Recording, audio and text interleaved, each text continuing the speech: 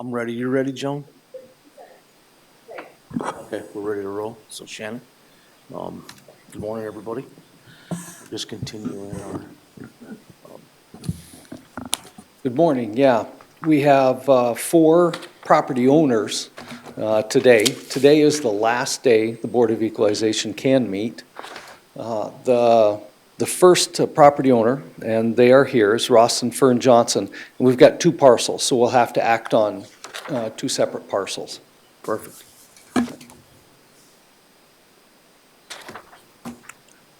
Good morning, Shannon and Fern. So, Good morning, Commissioners. I think, Good morning. Shannon, you want to go ahead and start and just explain, summarize, and then we'll let Fern. Yeah, so Shannon Champion, Senior Appraiser with Equalization Office. We're going to start with the property tax ID 55488. Yep. So this is a 518 acre parcel that is located just south of town off of 79. It does border the city dump, which is a part of the appeal or reason for appeal. The ag land we have at 208,600. There is a residence on this property, though that is not being disputed today. It's just the land that we're talking about.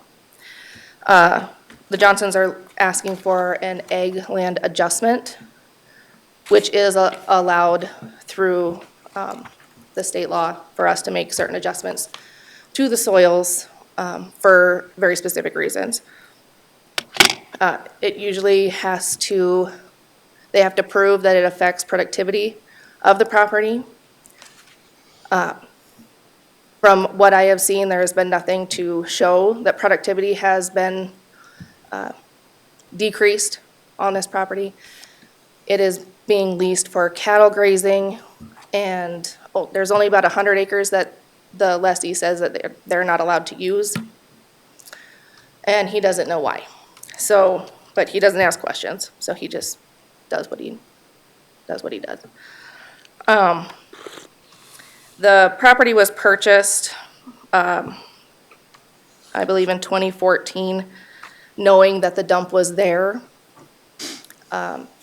This property is also involved in in litigation with the city and the dump itself.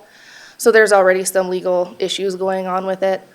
I have not seen any documentation of any of the contaminants that are above levels to warrant any productivity issues, along with the complaint of the trash. The city is willing to release liability to the property owners or from the property owners so that they could go out onto the property and pick up the trash that does fly over, because they want to be good neighbors and help with that. So I think I submitted the report that you have there that I submitted to the state that says that the request was made from the property owner and was denied because of those reasons. There's no decrease in productivity on this property. So I recommend no change.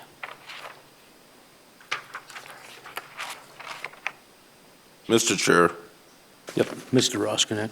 so Shannon, this page that I'm looking at says 2024 assessed value.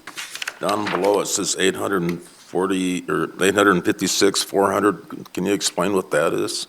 Is that what the property was originally assessed at? Nope, that was a error. It should be 200 Okay, I just want to make sure. something. Sorry, so that total is incorrect. Okay, so the Because the board did change it last year. 2024, that was last year. The ag land was 210,400. And then is that the residential structure, 105.8? Correct. Okay, so in 2025, the ag land it's currently 208,600, and the residential structure's 106.9. And you're recommending 315,500? Correct. Okay. And just so I understand it, this 518 acres, it's being assessed on a ag basis, and that's based on productivity, On the soils, yes. not comparable sales, right? Correct. Okay. Yeah, thank you. Oh, so we'll go, you got yours, fine, okay. We'll go to Fern, go ahead and. Good morning, Commissioners. Round two on this one. First of all, I'd like to correct the record. We purchased the property in 2013, not 2014. There is a long-standing issue with the landfill. It's been there since they were there in inception in the 1960s. Sorry. The ranch has been there over 100 years. They were there first. With the contaminants, I'll address the lack of a surface water discharge permit where there's no monitoring because they do not include the 106 acres in their surface water discharge permit. Their discharge permit, surface water discharge permit was expired in 2012. Under the Water Pollution Control Act, they are required to renew that, amend it, or get a new one. They've filed no application since 2012. That means the landfill on the 345 acres is operating without a surface water discharge permit. As far as contaminants, above ground, we have contaminant on our property, but that's part of the legal litigation. But we're not here on the contaminants for that part of it. We're on the part of it for the lack of productivity of our property based upon trash that's coming from the landfill. It's been that way since the 1970s, as I show that I've seen in the record from the DNR. As far as the liability, our insurance does not allow us, nor are we going to take the risk to even be possibly sued. Just because they release the liability does not mean or stop anybody from even filing something to file a suit, no matter whether they've waived it or not. You still have to answer, you're going to have to hire an attorney, and you're going to have to proceed with that expense. She says she didn't even look at the property. Said she didn't find anything because she didn't even look. I've got photos in here that shows clear from the east part of the area from March and April. I've picked up trash from there for the last year and a half. The first exhibit I gave you is the billing to the city, which they ignore. It's accumulative. I'm still picking up trash. I don't do it right now until we bring cattle in.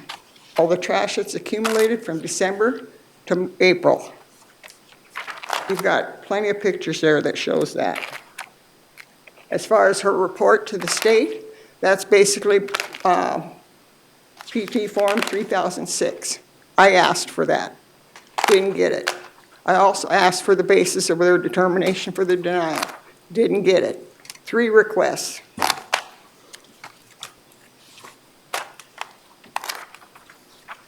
That's in Exhibit A. That's the third one.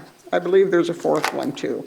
When she finally sent me or emailed me information, and part of the information was, it was the data property record cards, and the other was property record cards of the property with an address of the owner being Johnson Bar 5 Ranch.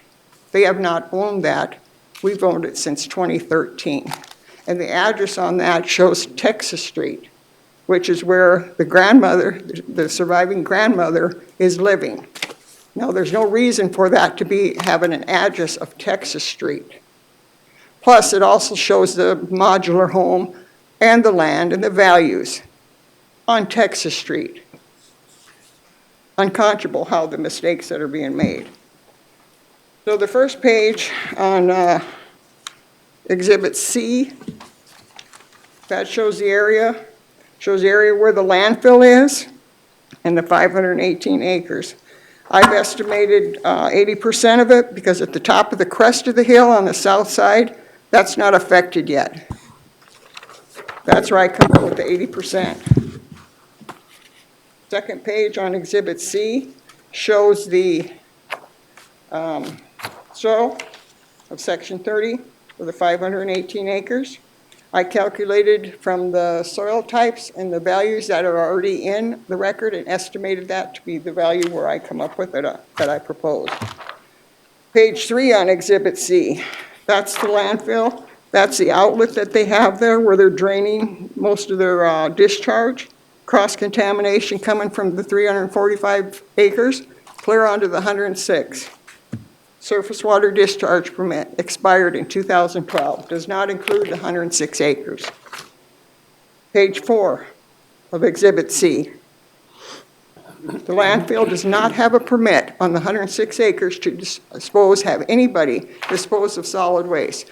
I have thousands of pictures of solid waste that's being disposed on the 106 acres.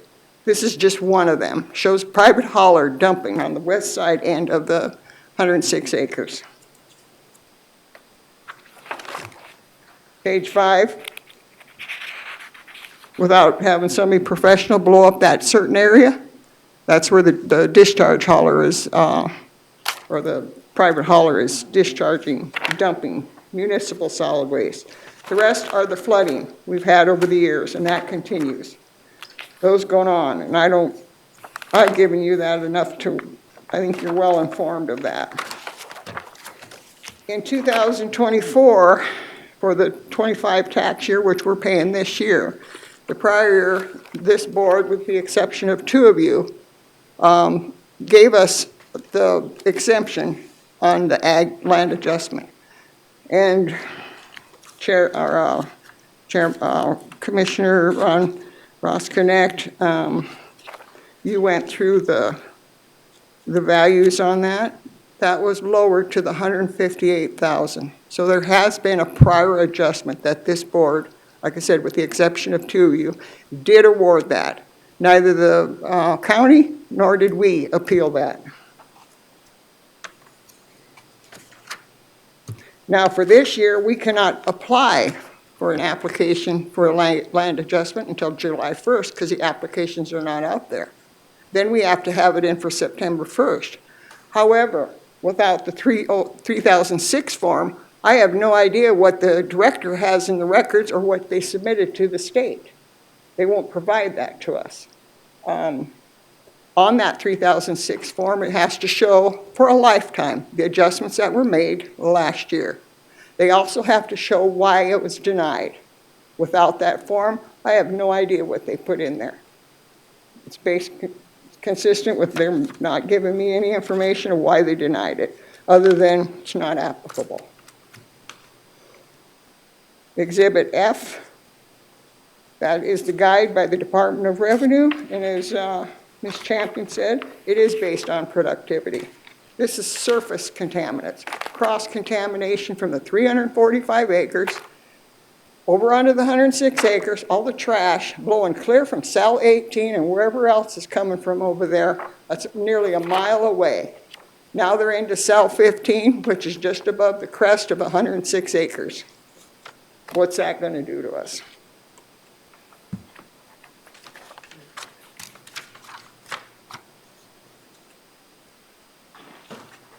Ms. Champion has stated that she has science or a veterinarian background. She ought to know what a bag does, especially a bag or other trash that is blown across several acres of land and attaches to the grass, how that breaks down and the toxins that are in it, how that's going to affect not only deer and other wildlife, what it does to livestock. We fenced off that area. So I don't have anything else unless you have some questions. Mr. Chair, Yep, Mr. Ross Connect. just so that I can understand everything that's going on here, because there's a lot of information. So you're not arguing the assessed value of the structure, it's just the land, or? Chair? Correct.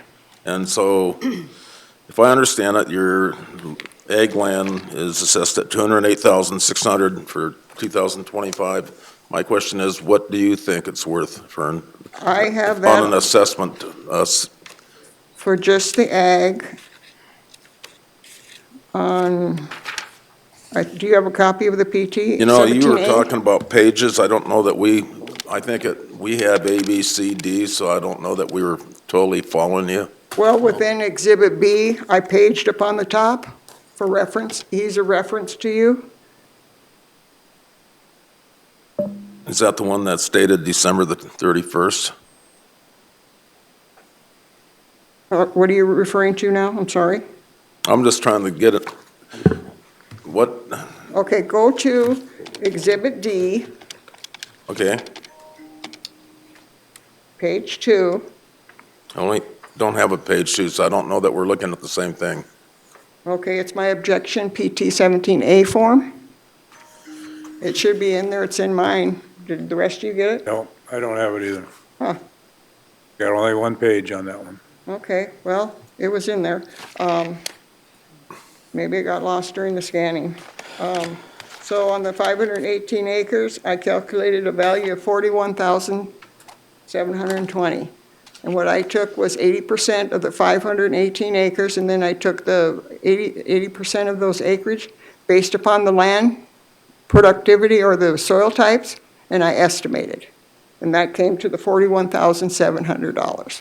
Okay, so 41,700. That's what you think the land should be assessed at for 2025, correct? For this year, yes. Okay. Shannon, last year or the year before, didn't Dvorak buy 40 acres in that area? I'm sorry, what? In that general area, was there a 40 acre sale by a gentleman named Dvorak? Which would maybe be adjacent to this? I mean, I know there were sales in the vicinity. I don't recall exactly. So what's the where they were. largest piece of land that borders this property that is in ag status? All of it. Okay, so. Everything can you around just- it besides the few You just little pick out a ones. neighboring parcel that Fern doesn't own, and just tell me what it's, how many acres it is, if it's under ag status, and what it's being assessed at per acre. I just want to get an idea what the neighbor's being assessed at. Chair, may I respond to that? What's that? Chair, may I respond? Yes, Vern. Okay. Dvorak has the 400 acres just to the west of us. I'm just going to let Shannon speak there, Fern.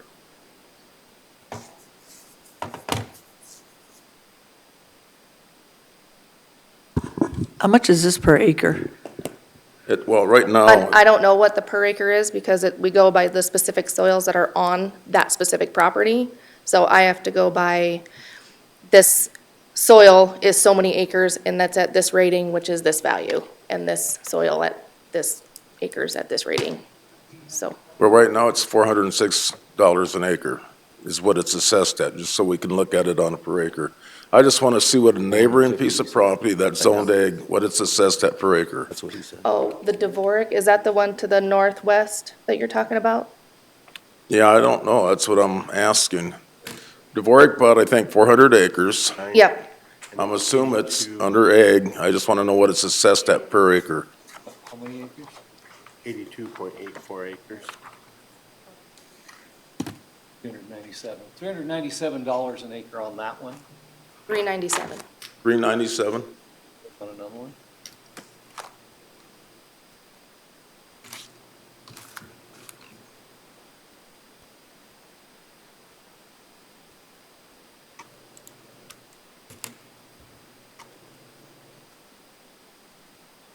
Okay.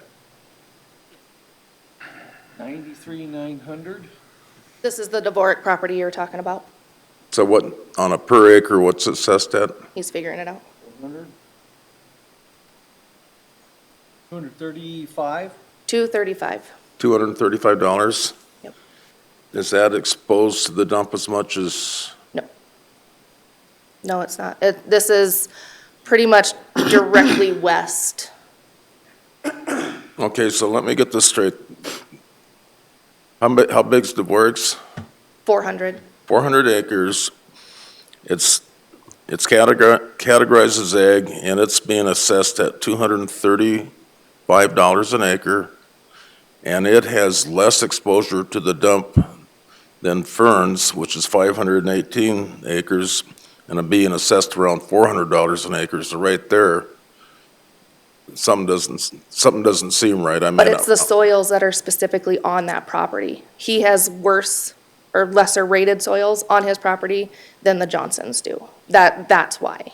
So look at the terrain on the map.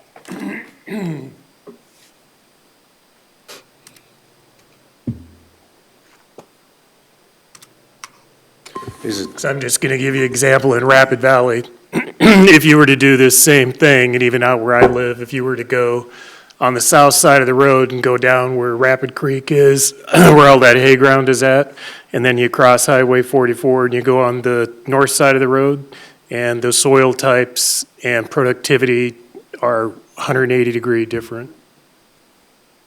yeah, being this is like next door almost, there again, I don't know the soil types. I'm just saying, I thought because it was in the same general vicinity, it'd be somewhat comparable. How do you get the soil types, Shannon? Because I'm very familiar with this area. And that, to the west, Can you bring up this soil? layer? it's to the west and then to the south of Catron, correct? Correct. So in between is Orville Davis's land? Yes. Yep. Or well, his is, Well, yeah, actually, to the it'd north. be- his is but- be in the front of it, right? to Yeah, the his north. is to the north. But so in the 90s, So we're there was saying, a soil survey done across the entire state.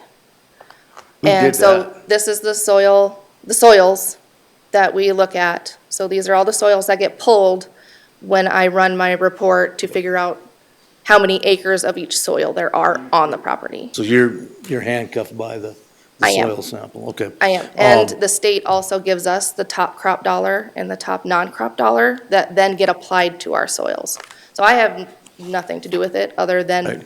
pulling the soils and And that's what applying you it. have to use. I understand exactly what, this eventually, one thing that people need to understand, that this is a Johnson family ranch, and so a lot of the stuff is non-arm's length transactions that happened.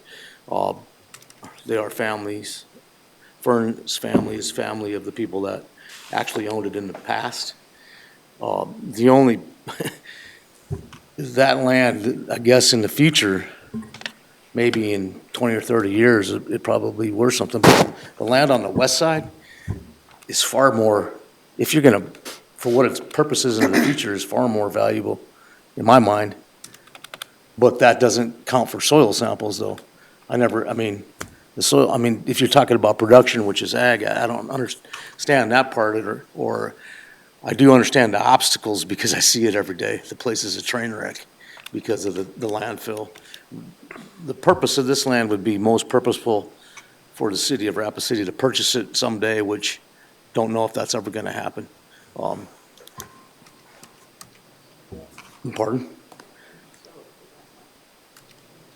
I don't know Would it be who, sold for that much to the dump or anybody else? well, the landfill would buy, they would have to buy it for a lot more. But that's a non-arm's length transaction too. They can't really use that as a way to find what I find interesting is last year, this was knocked down to 150.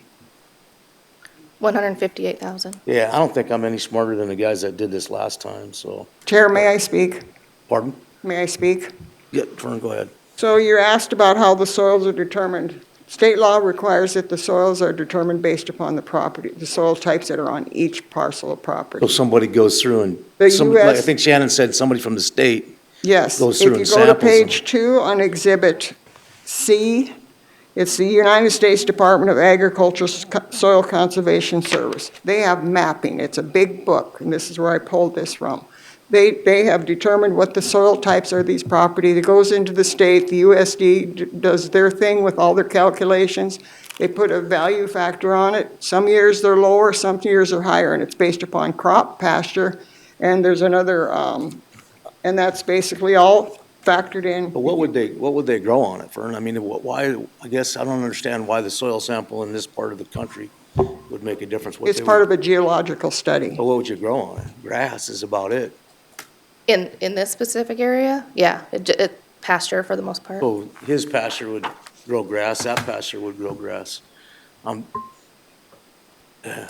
they've basically taken all those parts where that map 2 shows all those lines, and it's got PGD, it's got NED, and those are all soil types, and it's based on geological studies.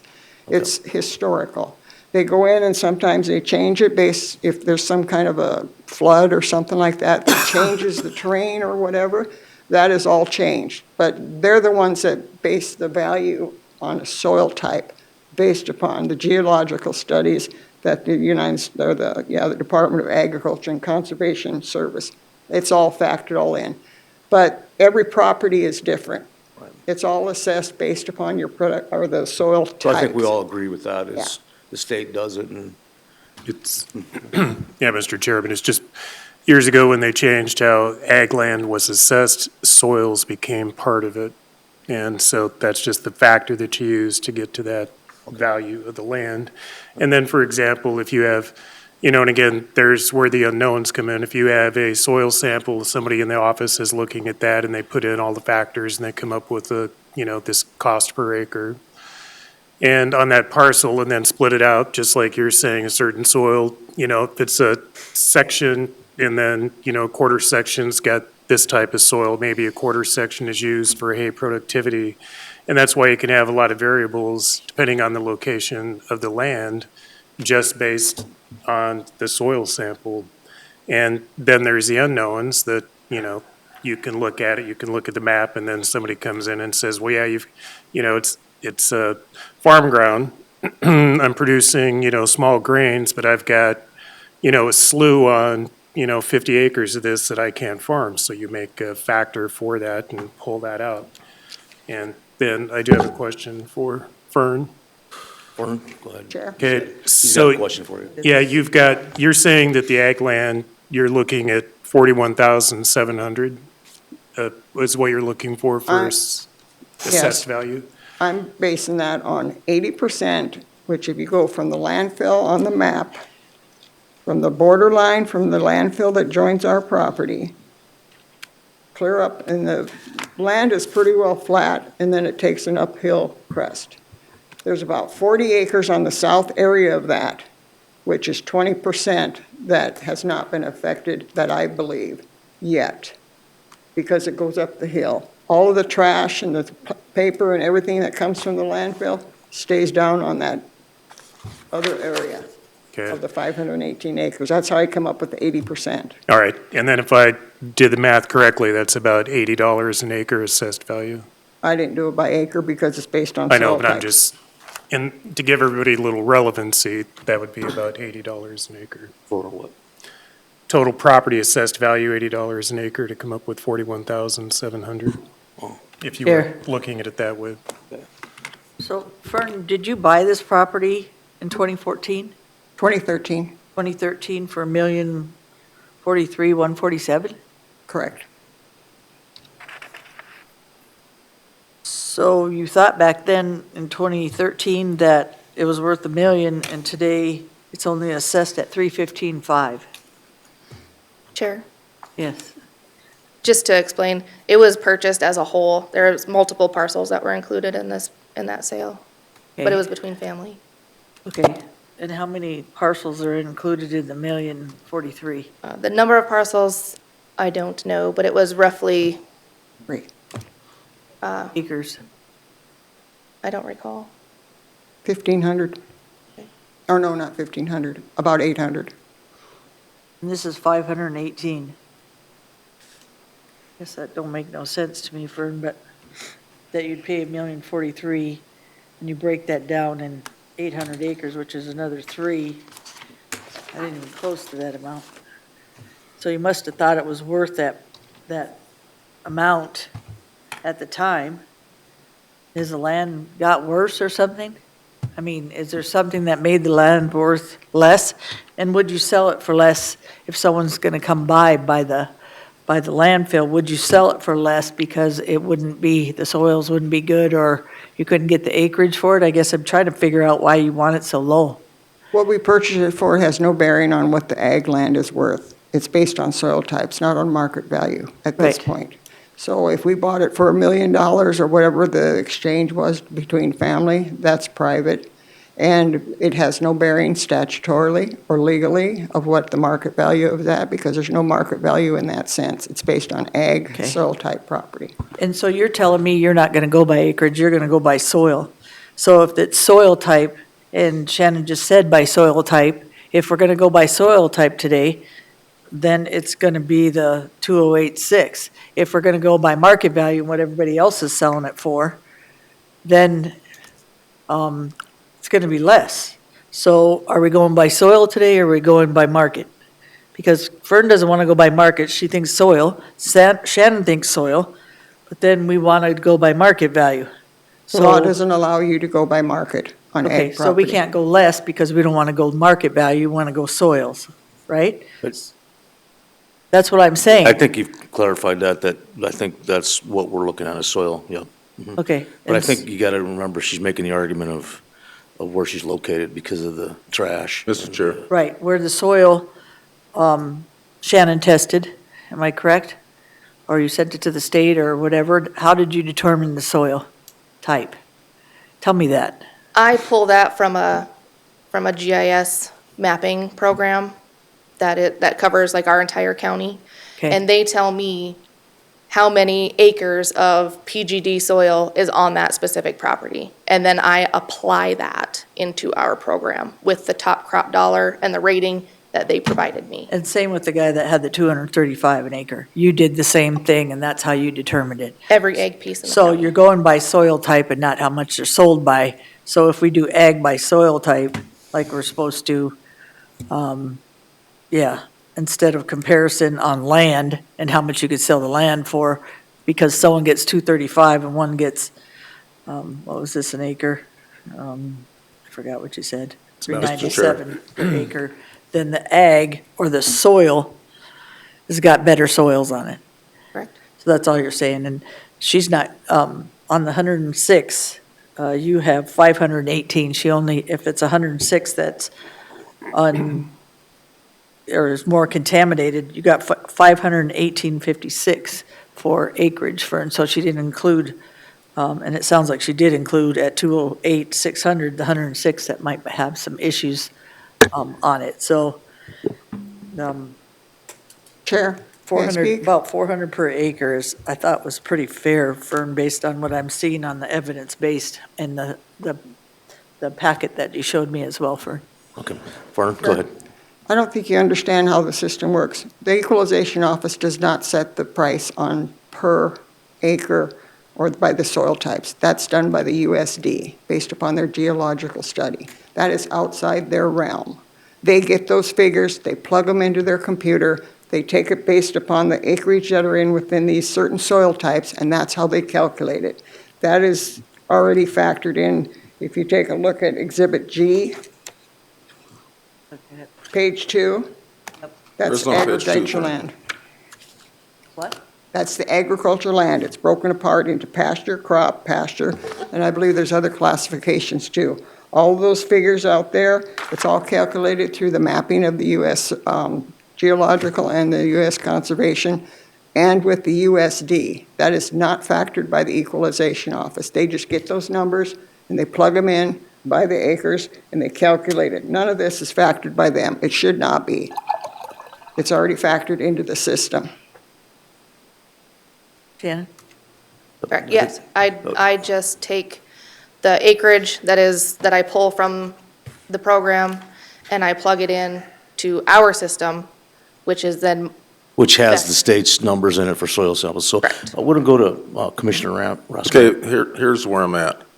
We agreed that Dvorak bought that 400 acres, and it's currently assessed at 235 an, it didn't sell for 235 an acre, it's being assessed at 235 an acre. And it's being assessed at 235 an acre because that's what your program says that should be worth per acre. Now, did you personally inspect the 218, or 518 acres? Did you go out there and walk that? Well, I'm not allowed on the property, but Okay, well, I've been then on the that- outside of Let it. us know. And here's, so we're saying that Fern's soil is better, and that's why it's assessed at $400 an acre. Correct. If you go to Exhibit E, I think Fern, you go to subsection 8, it says, other factors that need to be considered besides soil type would be surface obstructions, including shelter belts. I think Fern's pretty well demonstrated that this parcel's, there's a good chance it's probably contaminated from debris from the dump going on to that. So we could sit there and we'd go back and forth all day. And my suggestion, and I'm going to make it in the form of a motion, is I'm going to go the $235 an acre times 518 acres, which would be 122,000 rounded. That's my motion. That's more than last year. I understand that, but if I didn't have that Dvorak next door, and I understand the conditions of Ferns, to me, it's a firm motion. So what's your motion? 122,000 122,000, for everything? just for the ag land. Okay, so $235 an acre times 518 acres. So how much is that per acre? It's the same as that shaded purple piece, $235 an acre. The same assessment? And we just came up with a difference because of the agricultural soils? I mean, that dictated by the states. so you're doing the land at 122,000? Make a and still the substitute. structure at 106.9, Did anybody second his? keeping the Correct. structure the We've same? got a motion on the floor. Yep. We got a second That over here? correct? We got a motion from Ross Connect and a second from I'll do a Gary substitute. Drews. Okay. Okay. I Everybody just- understands the motion? Okay. Nope, you We got it. Oh, sorry. Go ahead, I'm going to give you the floor. So, Sorry. I just want to make sure we got the motion. I'll have a substitute to go to 208.6 on the land and 106.9 on the structures for 315.5. Second. So we have a substitute motion and a second.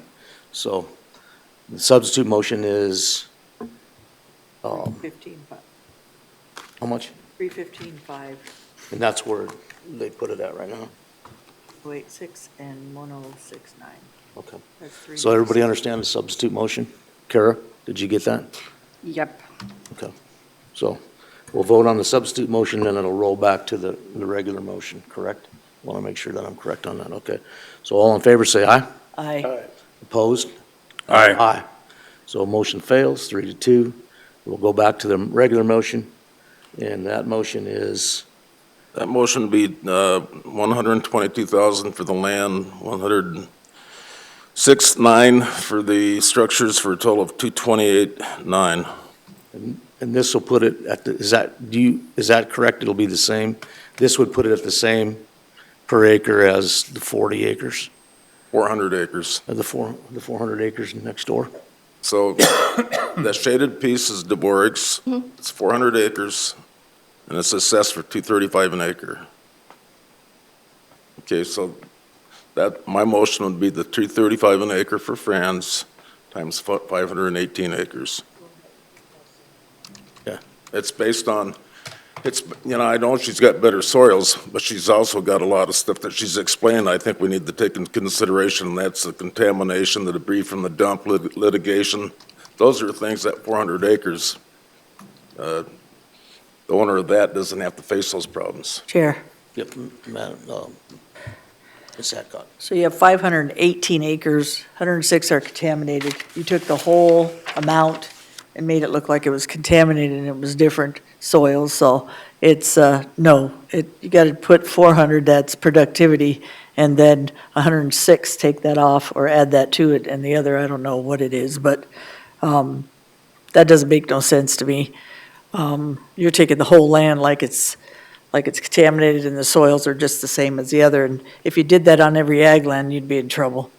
I'll just tell you, from being up here for 11 years, if you did that, then you need to do it to all ag land that comes up here, not just this one. Because again, Jerry said, and I already know, from doing this long enough, one side of the road in Rapid Valley is different than the other side of the road. So if you're gonna take every 400 acres or every 500 acres, and you're not gonna go by the soils, you're gonna go by the property next door, then you better start dropping a bunch of ag land.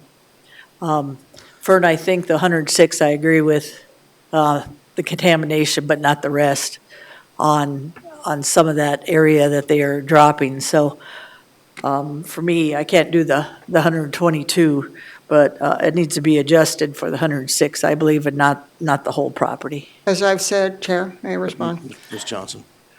It's not the 106 acres that's contaminated.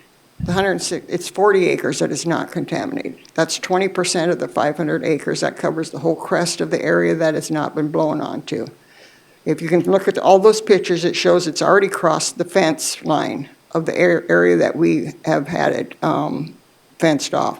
So tell It's me, blowing completely over that now, unless I can stop it at that fence line. you're talking about garbage, not contamination from like the water or anything. I'm thinking more of the garbage I could pick up on my land and make it worth more money or make it productive, and you do that. For me, it's being by the landfill, and I remember seeing the pictures over the years where the water's coming down and the grass is all brown, and it does have some issues there. So you're only saying it's 40 acres, not 106, that has that contamination? Not contaminated. That's the crest over the hill to the south. The rest of it would be 380 acres. That's what's, or 480 acres, that's what's contaminated. So the And if you take a 480 look at all of these pictures that I provided to you, it shows it's crossed the fence line. So the 480 acres is garbage, it's not water contamination that you have to pick up because of a productivity problem because of garbage? That's what we're dealing with, is surface obstruction at this Thank you. time, not subsurface. Thank you.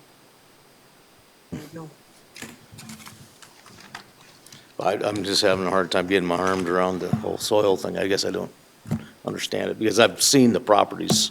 I know what that property on the west is worth, realistically, for its future land use. Chair, maybe I can make a substitute to my motion. If we can agree on how many acres are contaminated, I would take that times the 235. Yep. And then the balance at 400, which is currently assessed at. But she's taken the garbage as contamination that she has to pick up compared to water contamination that might be on some of the properties. So garbage is not contaminated in a sense that you can pick it up. I see the water area. Hold on. Mr. Roskinek has the floor. I'm just trying to make something that makes sense that we can wrap our arms on. So that's what I'm trying to do here. All right, Mr. Chairman, Mr. Durr. Shannon, can you explain, so the board made an adjustment last year to the 158,000?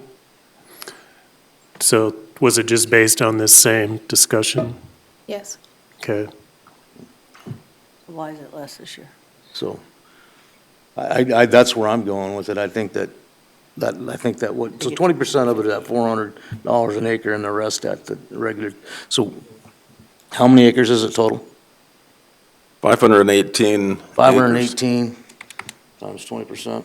Fern, how many of those acres, in your opinion, are impacted by the dump? Approximately, Chair, 4. approximately 480 acres. And 480? 480. Okay. that's To just- correct Commissioner Hadcock, those bags are contaminated. Anything that blows from the landfill, everything that is on the landfill is contaminated. It contains toxins, hazardous waste that's blowing from the landfill over onto our property, attaches to the grassland. So to say that it is not contaminated is a misstatement. It's a matter of fact that those are contaminated. That's the reason why we fenced it off. We're not going to take the risk of cattle not only consuming a bag, whether it's toxic or not, but to consume a bag that is toxic, and the bag, the life of that cattle or that livestock is not going to have a chance. But Fern, that's not what I said. I said for the water There we go. contamination, ma'am, Yeah, not the no. garbage. The Oh, garbage is what I Chair's going to said. take over this. No, Okay. because she said, Yeah, you want to ask for? I want this on the record, though. No, I did no. not say that the garbage, I said, the garbage can be picked up. I said, the water was contaminated. She said, I said the garbage was not contaminated. That's not what I said, Fern. I said you could pick the garbage up. I didn't say All right, if it was or Record will not. speak for Commissioner itself. Hadcock, let it go. Okay, here, let me explain. I understand. I think there's a miscommunication here. I understand what you're saying, I understand what she's saying. And if any cattle person knows that a cow cannot eat a plastic bag, and if it does, it twists up in its stomach, and it can have a direct effect on the cow. So we'll go back. I mean, that's just a moot point. It is infiltrated by the landfill, there's no doubt about it. So Chair. can somebody do that calculation that Commissioner Roskinek had suggested? I'm trying to get it done here, but I'm trying to run the meeting too, and it's, But- so we're looking at 20%. There's 104 acres, is 20% that's not affected? Is that correct? 40 acres. Okay, so I understood 480 acres are impacted. The balance, don't have a problem with. Okay. And I'd go to Mr. Durs, if somebody had this conversation last year and we reduced it, I'm comfortable with that number. Chair, Yes. I'm just wanted to read the definition of the surface obstruction that's in our guidelines. Pardon? Read the definition of surface obstruction that's in our guidelines. Okay. And we're not faulting you for what you're reading or what your hands are tied with, on the geological. We understand all that, Shannon, so I don't know. I think you read it once. I think we're good with it unless someone up here has a question on it. Have you read the, I'd like to hear it. Okay. I have not. go ahead, please. Surface obstruction definition is a naturally occurring surface obstruction or obstructions that are cost prohibitive to remove and make it difficult, if not impossible, to use the parcel or a portion of the parcel for its highest and best use. I get it. And then, but that can be subjective, or if you're over there having to pick that trash up every day, if you've been there and you've seen it, every day. I just have one last question. Fern, I'm reading Shannon's notes, and I don't think it's been commented on, but in Shannon's appraisal comments, she's stating that the city has been willing to release the property owner of all liability to keep the property cleaned up of trash. So has the city made concessions that they would come over? In her notes, she's stating they'd be over on the property weekly to clean up the trash that is blowing over. Has that offer been made? Chair, it is irrelevant and immaterial what the city has offered. The law requires anything that cannot leave the landfill, whether it be trash, surface water, discharge, anything, it can't leave the landfill. They do not have a permit to allow anything to leave the landfill for solid waste, which includes bags, and as you can see, Kiefer, a private hauler, dumping trash. So for the liability part of it, we are not required by law to allow them to come onto our property and release liability. We're not required to. Our insurance doesn't cover it, and we're not going to take that risk. So for the city to make whatever narrative they want on this, it's irrelevant, not even material here. I'm gonna interject here, and she is in litigation with the city, so it's also a point of, I have a long history with the city and knowing what's going on. I'm not gonna comment. If anybody wants to hear it afterwards, I can explain some of the situation and the city's position on all of this. If we're gonna go talk about the city's position, they've made other positions that are a little bit threatening, a little bit whatever. So if someone would, I could deal with last year's, I think people did their homework last year on this and they came up with 158 for the land. I'll make a motion to put the land at the same as it was last year, and then at 158, I don't see any reason to go higher, so. Mr. Chair. No, and I agree. Second. Got a motion and a second. Okay, So, go ahead, Mr. hold on a Ross. minute. That I'm gonna last, need- last year, I understand that part. But last year, we weren't using that 400 acres next door because it hadn't sold yet. So we have additional information that we didn't have last year, and that's why I can't support that. Right, okay, that's fine. Yeah, my comment on that, what we do have that is relevant, even I believe that Fern agrees on how ag land is assessed, that the soil is part of that factor. So I'm going off of what the statute has set up for that assessed value. And that process to get to the factors and everything related to ag land, cropland, et cetera, that Shannon and the office is using, it's a guideline set by the state. And so I'm going to support the assessed value at last, the 158,000. I think that's fair. So Any other 158 comments? is the land, the land would be at 158 and the structure would be the same? Yep, Just because I have to have it for the notes. correct. Structure to be the same as what? Okay. As last year or 158 this and year? then 106.9? 105.8. No, it would be land, I believe, anyway. The land is 158, the motion wasn't clear, but I would say the structure value would be as assessed this year at 106,900. Correct. Okay. That's it, yep. Well, in the spirit of trying to work with each other, I'll go ahead and support it. So we had a motion on the floor. Kara, are you clear with the motion? Well, I'm going to just add this up so that, 158 and 1069. 4.9, so the total would be how much, Deb, did you say? 4.9. 264.9, thanks. Yes, ma'am. Yes, I'm clear, thank you. All in favor, say aye. Aye. Opposed, same sign. Motion carries. You know, we got another property firm, right? We do. Okay. Just give me one sec.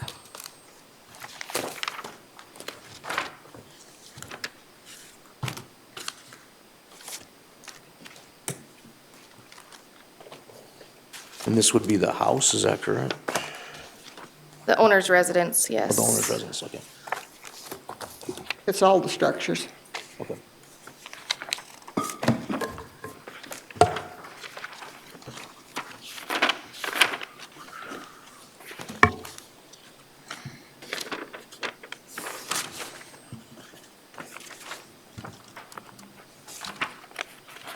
All right, Shannon, go for it.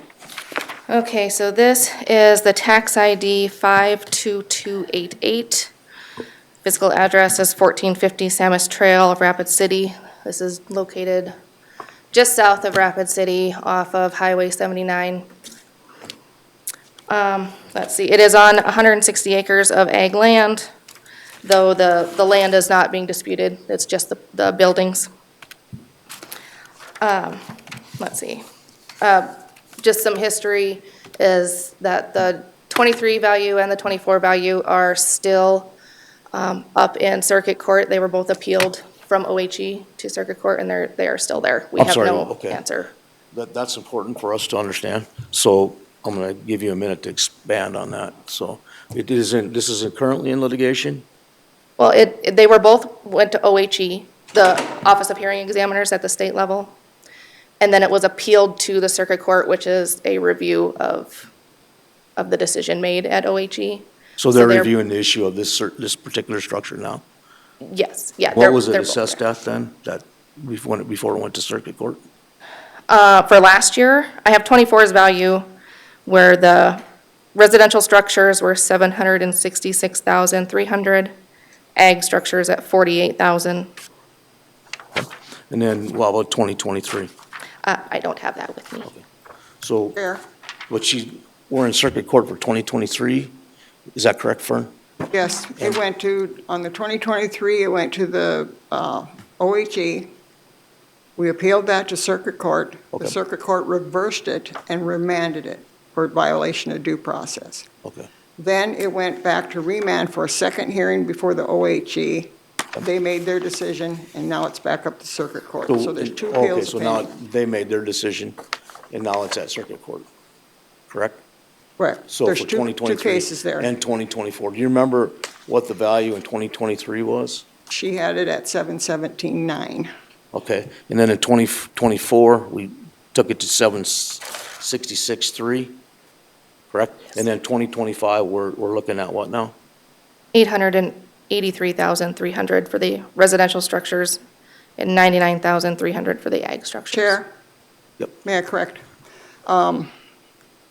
For the 2025, what she did is she changed a residential garage that's on a 4-inch concrete pad. She turned that into livable quarters, unconscionable. It's been a garage of the garage since 2001. So that upped the square footage to 2992. Okay. It was 2396. She upped that. Then she took the ag status away from one of the structures, which is a 940 square foot garage, and she changed that to non-ag. Then she went and she changed the shed, calling it a she shed, and I have that in here, what a she shed is and what it is not. And she upped the value on all of that. Plus, she changed the depreciation, which we disagree with. So there's several factors here where she's come up with her figure for the 2025 assessed value. Okay, all right. And then that'll all be outlined in here, Shannon, is that correct? That's all outlined as per what each piece was assessed at or whatever? I have just general breakdowns. Okay, I know in Fern's stuff that she'll have it broke down piece by piece. okay. What I have is the numbers, just letting you know that the previous 2 years are still, decision is still undecided. So, but this is a new year. Let's see, so what, and she is correct, so if you look, there is a sketch of the property in your packet. The backside, behind the attached garage, we previously did have as attached garage. Though with the pictures that she supplied for internal photos last year and the original building permit, showed that that should actually be living space. So I did change that into a living space. Back part of that garage is what you're saying? Yeah, so that, like that little bump out off to the right and then behind. Okay. So it's about 596 square feet that did get changed to living finish, which now correlates with the building permit, the original building permit, and does follow in line with the internal photos that she provided. And so that was, this is all added on from the 2024? Correct. Chair? So the garage was added on, or the? No, like they weren't physically added on. It was just adjusted in our system that the back part of that we did have as attached garage was changed to living. But it was always there in 2024? Correct, yes. Chair, may I address that? Yep, go ahead, Fern. From 2001 to 2022, till she came along, it's always been a garage. It's on a 4-inch concrete slab. There's no heat in it. It's not a living quarters. In 2022, she came out and did a reappraisal. She did an external inspection, and that's an issue. She never looked at the inside. She's not looked at the inside ever. So there's no validation or justification for her to turn this into a living quarters when she hasn't even observed it. She stated that we provided pictures. There was no pictures of this area because it's part of the garage. For her to state that it is living quarters based on pictures of what she observed, that's totally incorrect. Okay. So Do pictures exist of the inside? Because you won't let her in, correct? Is that correct? she hasn't asked to come in for this year. Okay. So we don't have any pictures though of it, but it is all garage then? Every assessor from 2001 has been out there and done a walkthrough. The last one was in 2019, which was Joe Duran. He did a complete walkthrough. Yep. He didn't find that it was living quarters. It's not living quarters. Okay. It's part of the garage. It's a storage area part of the garage. Okay. Mr. Chair. Commissioner Durr. So Shannon, just based on, Fern's response, you're stating there's pictures somewhere. Yeah, she provided internal pictures last year for boards of internal photos of the home and outbuildings. And when I was on the property, I was very questionable if that was living in the back or not. Usually when there's questions, we err on the side of the property owner. So I did not make a change, though it has been highly questionable since I was on the property. And then when she provided the internal photos, and that specific area was not included, and the attached garage is completely enclosed, made me believe that, and also the building permit of 3,000 square feet of living finish, led me to believe that it should have been living finish all along. All right, don't let 'em shut it off.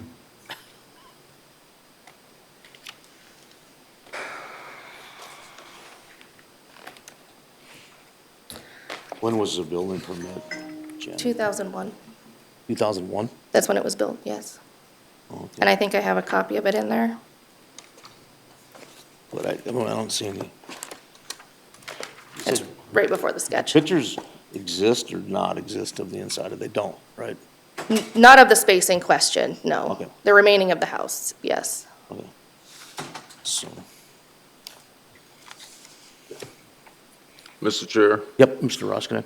so Fern, in 2024, your assessed value was 42,100 for the land, 48,000 for the ag structure, and 766,300 for the residence. So that was in 2024. Did you have any problems with the assessed values for 2024? I did, that's why it's in litigation, clear back to 2023. And I'll address that when I get an opportunity to address my packet Did you here. understand that? She's at the, I'm sorry, Circuit Court. Circuit Court for 23 and 24 both. Okay. So Circuit Court comes out with a number. I mean, is there an expected date that number? No. They can decide whenever they feel like it, Chair, essentially. I can respond to that. Right now, there's briefing involved, and as far as the county is concerned, the state's attorney has basically messed up on you guys. They didn't file their briefing in time. They filed other motions and everything which do not apply. Right now, I have a motion for a default judgment on both cases. Okay. And what that is addressing also is my cost for attorney fees from the 2023 and 2024, basically my cost. But in sovereign legality, I can claim my time all the time. So the first one is for default judgment of over $30,000. 2024 is going to be more than that if the court allows. And they haven't ruled on that yet correctly, and there's no No, determination of My when they want. briefing's not due until tomorrow, and that'll be in, and then the court will make their decision. We have a hearing on June 3rd.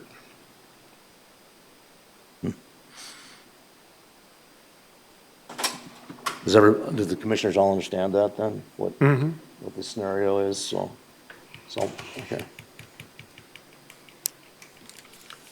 Mr. Chair, I will Mr. point Roskinick. out on another appeal that we had earlier, we were talking about homes in that $800,000, $900,000 range, and I did reach out to Keller Williams, Chris Long, who's a respected realtor in Rapid City. He said, I don't really deal with the residential, but he said, I'll check into it. He did get back with me, and he said, anything over 700,000, just using that as a benchmark, those homes are not increasing in value, they're just kind of stabilized. He said, because I asked, is that market appreciating, or is it just in a decline? And so it's not in a decline, but it's really not appreciating. So basically what that tells me is that homes above that 700,000, they're just not a real market for them. I'm not saying there isn't a market, but they just said that things have cooled off a little bit. So it's just something I wanted to share with other commissioners. I would concur with that, so, Chair, yes. I have a motion.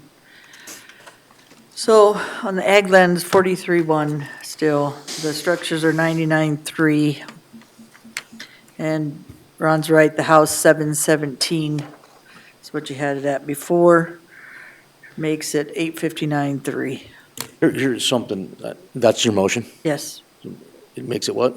859.3. 859.3. But here's something that's interesting that we need to Ask for a consider. second first. Okay. Second. We got a motion from Hadcock and a second from Durr. So do you understand that motion, Kara? Yeah. Okay. So the one thing that, these are currently in litigation. So when it comes out of litigation, and I'm sure she's litigating the 766.3. So the one thing I don't want to have to do is go back to litigation again. How do we stop that if it comes out lower again? Say if they come out and they go, we agree with the 766.3. And then we up it to, what is the number? 859.3. That's your total, right? 859.3? Is your total, Deb? Yes, Okay. total. Chair, may I speak? Yeah. present my case. I'm going to start out with the Exhibit 1. Okay. With that, I gave you a cover sheet, and I gave you the spreadsheet that Ms. Champion provided to me, and that's all she provided with me. She did not provide me with any comparatives, sales or otherwise. Now, taking this for the 2024 year, which you can only use by the year based upon the law and the rules. So based upon the sales in 2024, if you go back clear to 2021, it shows that the properties that were sold were assessed larger than the purchase price. That is not only unconstitutional, it's against state law. The Supreme Court has case authority which established that you cannot ever, ever excess above the purchase price, because the full and true value is what the person or the party is going to pay acquisition, and it goes clear up to the United States Supreme Court that shows that assessed value is to be based on the purchase price. That is not only unconstitutional, it's against state law. So that whole sheet that I provided to you there, in 2024, you take a look at it, there was approximately 109 properties that sold. And that's the year that we're qualifying this on right now. 35 of them are assessed above the 100%. 35, total assessed 35 and 35. The below the 100% or 85% is 20%. If you look at the statute on 10.6.121, it states that the medium and the maximum medium level, it cannot be under 85%, it cannot be over 100%. But they're assessing properties over 100%, and that cumulative effect is taken down to our properties and everybody else in Pennington County, that properties are being assessed in excess of what their value actually is. Now let's go to Exhibit 2. Their Marshall and Swift that they do through CoreLogic or whoever, it's basically the same thing. This is a correct appraisal report. It's accountable, it's valid, and it's nothing any different than what they do in their computer system. What I put in here is the same data that applies to our property. The problem with their Marshall and Swift form, it's not even coming from a database that even shows it's manually prepared. I've also asked for information to show the input of the data that they put into there. I take the position that they are altering, skewing, and falsifying data input into the computer to inflate a value to justify the value that they're putting on people's property. I disagree on falsifying. That's not right.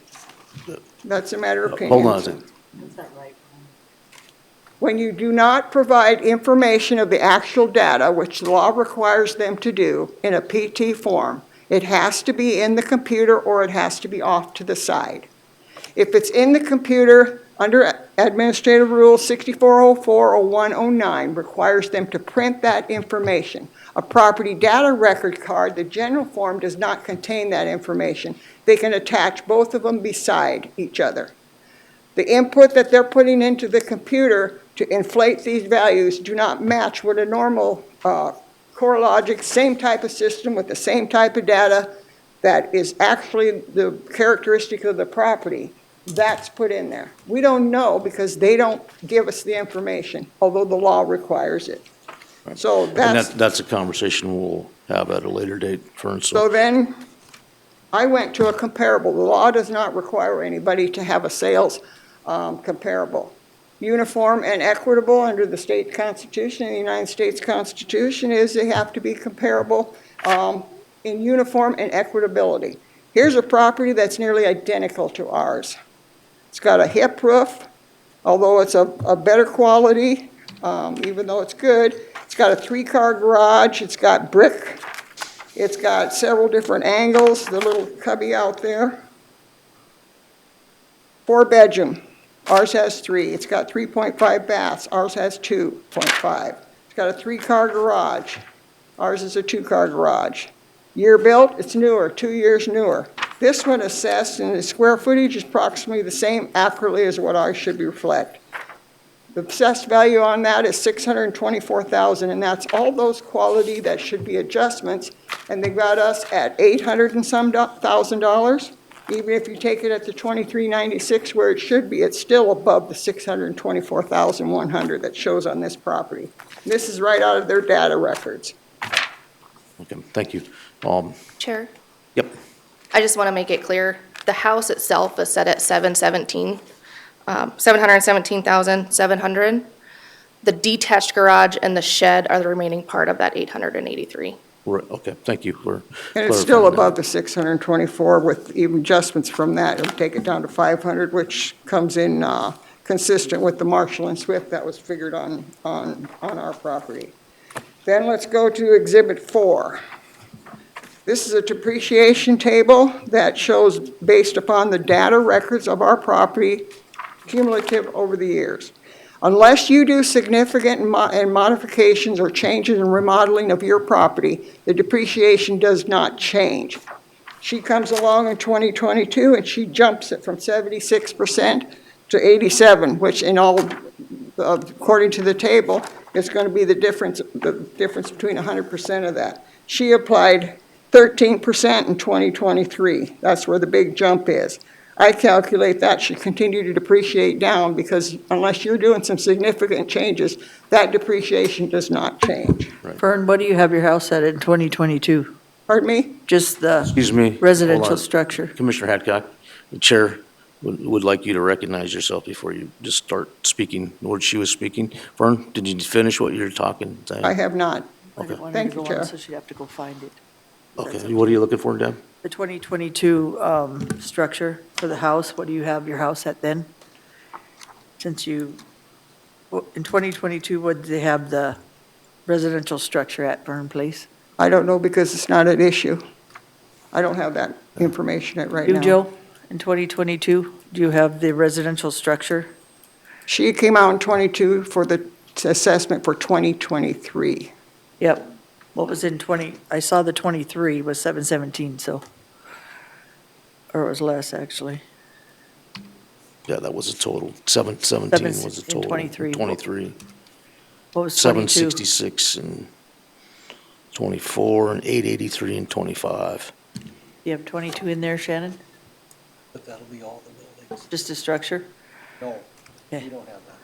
Yeah. What I'm saying is we did depreciate it because you are 766 and 883, so it was, we put it at 717. Was the structure is what my motion was, Ms. Fern. All right, so then let's go on to, Chair, Exhibit 5. Here's the county multipliers. She gave this to me just a week ago. This is just nothing but a type form. There's no justification, no validation of where this come from. This is the problem. Data records show, like I just told you, clear down from 2001. Depreciation, when she did the 2023 and 2024, she applied testimony by her as 27.2%. So if you look at this chart here, she's got for the 2023 at 1.27 and 2024 the same at 1.27. If this is correct, then she testified wrong on whatever she applied in 2023 and 2024 at 27.2% with no validation of that whatsoever. Now it's at 1.27 for a local multiplier. That's so inconsistent, it's just unconscionable. So I'm going to stop you here, Fern. So Shannon, when you did this appraisal, this is a market value, basically? It's not cost, right? Have this at cost, Oh, you have this one at cost? correct? Okay. Okay, so depreciation would be a factor. Okay. Correct? Correct. Okay, thank you. Chair? Yes. So then let's go on to Exhibit 6. This is a new type of depreciation table they're using. It's called Foxtrot. If anybody's ever done Foxtrot, you know, you take 2 steps forward, 2 steps back, or 1 or 2 or whatever. It's a Foxtrot. Going online, this, That was, okay, I got it that's the way now. they want to do it. They want to go back, but it's based upon economic factors. It's not based upon a declining factor like appreciation is supposed to be. They've been using Orion for years. So the reason why this from my perspective, they're using this foxtrot, even though it's not even recognized out there. It's based on economic factors, not upon the capital improvements, which are depreciated on asset. It's not based upon economic factors, it's based upon the asset itself, which is a So tangible Shannon, property. this is Foxtrot is the depreciation we use now? The Foxtrot is irrelevant. It's just the label that we put on it because we update these every couple of years. Oh, so it's the same Alpha, beta, system? omega, you know. So that's just the label that's on it. Foxtrot has Oh, nothing that's to what do you with guys, it. okay, perfect. Chair, that's incorrect according to what's online. Orion is totally separate. And that can be verified very clearly. So then we can get into the two structures. So then, I'll back up. The other structure for the ag, what she's accumulated into the total value on our property in her Marshall and Swift, I question all of that because the house structure and what she's calculated on based upon the base price there and not being able to validate it based upon the PT form information she's required to provide, that can't be validated. Then let's go to Exhibit 7. She's basically put that as a non-ag structure. Provided you with a proof of, or a permit back in 2010 when the lean-to was added to that. That's a non-residential building. She didn't have a problem with that in 2022 when she came out and did the appraisal. She didn't have a problem. In 2023, she changed that to an ag so she could inflate the value. There's photos of that. It shows us specifically it is an ag structure. It's been that way since 2001. Okay, Fern, thank you. I'm gonna go back here to the commission. You guys have any questions here? Mr. Chair, I just want to make sure I understand the size of the home. I see 3,000 square feet here, and I see 2,396. So what is the actual size of the main residence? Above grade? 2396, 2396? correct. We have it as the 3,000. What's that? We have it as the just shy of 3,000. So the county's saying 3,000, and you're saying, 2396 like it's been since 2001. So Shannon, I guess, where would the, so Changes that's about be- a 600 square foot difference, so I'm having problems with that. 596. That's about Pardon? It's $165,000 596 square difference. feet that was added. That's at the back part of that, what used to be the garage that we turned into living after that's the seeing. back part of the garage right there? No, Oh. will you go back on the photos? That's the ag structure she changed to This is the non-ag. detached garage. That's the backside of the garage. Yeah. That So- I So did is change that- to living. Is that finished garage area the same quality and construction quality as the main residence? It's the same quality as the garage that's in front of it to the north. Not been It's on a verified. 4-inch slab, no heat. Okay, we got a question. Mr. Rosknecht, are you finished? So I guess there's a difference of roughly 117,000 in the residence from 2024 to 2025, so I just 170,000 approximately. You trying base to it understand. upon her base value. Mr. Chairman, Commissioner Durr. could we hear the motion again, please? Yeah. Let me go back down there. I have to sustain, or to lower it to land 43.1, and then I just put all the structures together. So for 816.2 for a total of 859,300. Is that right? Yep. So it's 43.1, 99.3, and 717. 859.3. 717 is just the residence. Yes. That doesn't include the detached garage. Right, The other which is the- residential structures. 717, and then 99.3 on the others, and 43 on the land. 43.1 on the land, right? 43.1, And what's the structure again? 717 717 is just on the home. is lower, it's about, So basically, it's about the same as the current assessed value, 24. Right. Mr. Chair, Mr. you do the Oh, Joe. structure at 117, you said? oh, 717. 717. 717, that would make the total $100 more, I believe. 43, 1, right? 99, 3.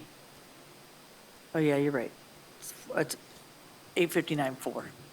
You're right, Joe. 859.4? 859, 4. I don't think, let's That's not add that up. So you're saying the 40 current, the 24 assessed value, you said 43.1 on the land, but the 20, so you're raising it $1,000, So, because it's 42.1 right now. It's 43-1 right now. Is it? Yes. No, I'm looking at 24 if we were sticking close to so 24. it's 43, 1, 99, 3, and 717. Okay, It's 859.3.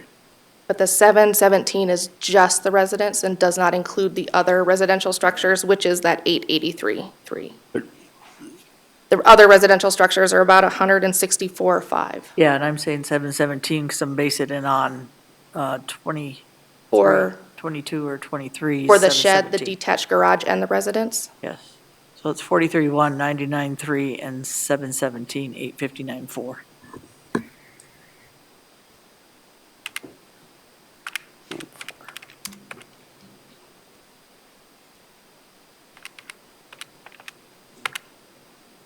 Are there any more questions on the motion?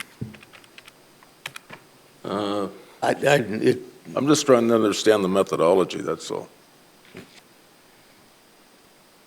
It's ag land, they added to the structures, and she said it hasn't had change, and you said because of what you talked to and what you said about the houses on over 700, I left it at the 717. So we're going For- from, Sorry. okay, I'm sorry, this is how I'm understanding it. You're looking at just the house. The house is currently valued at $717,700. Right. The residential detached garage and the residential shed are valued at an additional $164,500, which equals that $883,300. So, I mean, they're all under residential. And I appreciate that, I just made the whole total at 717 with those, Shannon.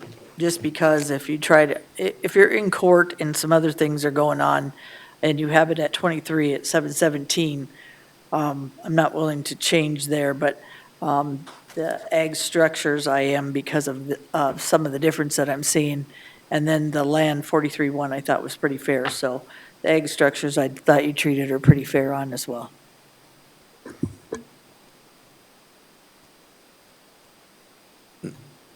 can anybody explain to me what happens if the court decides differently on the 2023, 2024? I mean, I don't want her to have to keep coming back and battling us if we can come to a conclusion at that point. Shannon, would you have any understanding of that? I do.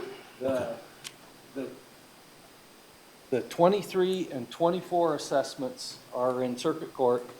When the court decides, my apologies. The 23 and 24 assessments are in court. When the court makes a decision on those, there could be an adjustment of what the tax bill was, essentially an abatement maybe. But that's just on those years. It does not impact this year. And this year's decision doesn't change the issue in court right now. Right. Pardon? Go up much from 23 and Chair, may I address that? Yep. Go ahead, Vern. So in a court, and you can take it for whatever it's worth, if the court were to make a determination, which they can, and lower the values, they can either affirm it or they can lower it. If they do lower it, and based upon the default judgment that is in there right now because of your state's attorney did not file the proper pleadings in a timely manner. So if it gets lowered and the court makes a determination based upon what I proposed in 2023 and 2024, those get lowered. There's going to be adjustment, like Shannon just said, based upon what was paid, because we have been paying in protest for both years. Right. So then, once that happens, and then they take the adjustment, and then you have to reimburse us not only for the difference of that, the tax assessment gets lowered. Then the problem runs into 2025 tax year here, which more likely than not will be appealed as well. So with that, then you're running into a lower value and you're assessing a value right here above what the court decides. So it's kind of a back and forth deal. So I guess you can either lower it down to what I'm recommending this year and not have an appeal and see what the judge does on the 2023 and 2024 tax assessments. But that's up to your state's attorney to advise you guys on that, based upon the fact that they haven't even amended your case, basically, in a timely manner. Well, my concerns are that if it does come in lower, maybe our methodology needs some massaging. If it doesn't, then we'll probably right on. So I just want the commission to understand that I'm not So, wanting to bring somebody back and back and back. all right, question Yes, Commissioner. for you. So based on the motion at hand, as the values are split, do you understand how to apply those?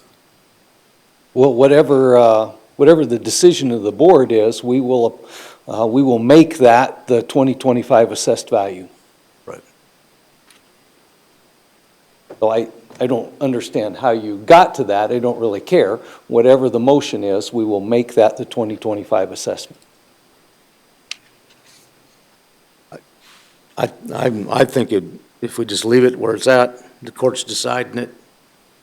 But then is there a possibility if the court decides lower that we can come in and abate the difference for 2025? Because Chair, But- you're gonna have to pay attorney fees, because I'm gonna hire an attorney next time. Right. And there's gonna be quite expensive. And Yeah. based upon the facts in the case here, just the fact that they're assessing property above the purchase price, and have been doing it since 2021, they have no validation for all this cumulative taxation that's overflated on everybody's property, not just ours. And that's a constitutional question, and if it has to go up to the United States Supreme Court, it will. And that's why I presented in there, there's no waiver of whatever's decided below, because it's gonna go up to the top. Right. So Shannon, That's just for the house. you were going to make a But comment too. non-egg structure. Here, I don't know where. I thought I answered the question, so. Okay, no, that's fine. I just thought you had another point to make. Now, Commissioner Deb? I would recommend that you let our assessors in your house so they can figure out the exact thing that's going on in your house. We cannot guess in one sense and then come back and say, we don't know what we're talking about when we are not allowed in the houses. We've had this before, and then a lot of times what happens is people did do improvements, people did do stuff. If they did not, I understand that, Ms. Fern, so let them in your house and let them in the property so they can properly assess it and have a real explanation with you of what's going on, because they've lowered properties that way, Ms. Fern, not just hired properties, to be fair. So if you look at some of the assessment this year, I've been on here 11 years, so I have had them lower it when they let them in their houses. Last year was a perfect example of a couple of them. So if you want fair and marketable value, if you want to have a real explanation on some of this to make sure that we're assessing and doing what's right by you, let them see their property. Chair, may I address that? Yes, you may. Looking at the record, there's thousands of property throughout the whole county that has not been appraised, reappraised, inspected internally or externally since 2009. Several of them are in her area, a lot of them. And that's just a matter of record. I went through all of it, back to 2009. And then they were just at our property in 2019. She was out there in 2022. She never asked for an internal inspection. It's on the record. She testified conflictingly that she was out there for an external appraisal only, and that we never discussed the internal aspects of the home. That came after we filed her in plans of filing our appeal. Then she changed her story. That's all a record on testimony from 2023 and 2024. When they get the rest of the properties all assessed or internally inspected and externally and reappraised, that they haven't done since 2009, then they can circle back around. I've provided them with pictures. It's the same accuracy. I can provide them with pictures again. They do not need to come out and do anything so that she can turn around and invent something, like she changed that garage into a non-ag, changed the square footage of the garage into a livable space. It's unconscionable. So that's my response to So, that. Mr. Chairman, Mr. Dirk? Commissioner Hadcock, I seconded your motion so we could have discussion, and the more as we're going on, I would like to stick to the 2024 assessed value. And the reason I don't want to change any of those numbers is because they're currently being litigated. We have a motion to return it to the 2024 values, and I don't think Kara has those. Joe, can you It provide those is, to Kara? yeah, the Oh, ag Jerry's got land, 'em. yeah, the ag land would be at 42,100, ag structures at 48,000, residential structures at 766,300, and the total dollar amount is not that far off, and it would be 856,400. And is that correct in your numbers you have here for the 24 assessed value? For 24, yes. Okay. Thank you. And I seconded it. Okay, and then we got a motion from Durr and second from Hadcock. The only thing I would like to add to it is the fact that if this comes out of litigation and that is changed, I want to be able to, because we would have erred, so I want that to go on the record, the fact that we would have erred and we have an opportunity to relook at this property if that happens, so we don't have a continual rolling, we don't need people to be litigating each way, if that makes sense to everybody. Just gonna litigate. Mr. Roskinick, did you have a comment on that, or I like it. did you guys understand what I'm saying? I mean, our intention is to equalize as best we can, not to cause, utter chaos and have people keep coming back in. Chair, may I address that? Yeah, you may. Based upon the record, the county has been over-assessing property since 2020, 2021. That is unconstitutional. You may end up having to go back to all the properties if this is ruled upon clear to the United States Supreme Court that the county has been violating not only its own state constitution, in the Supreme Court case in South Dakota under Hutchison. That case, the South Dakota Supreme Court specifically stated, you can never assess a property in excess of the purchase value, basically what is the full and true value. Defining full and true value is what a person is actually going to pay, what they acquired the property for, in money.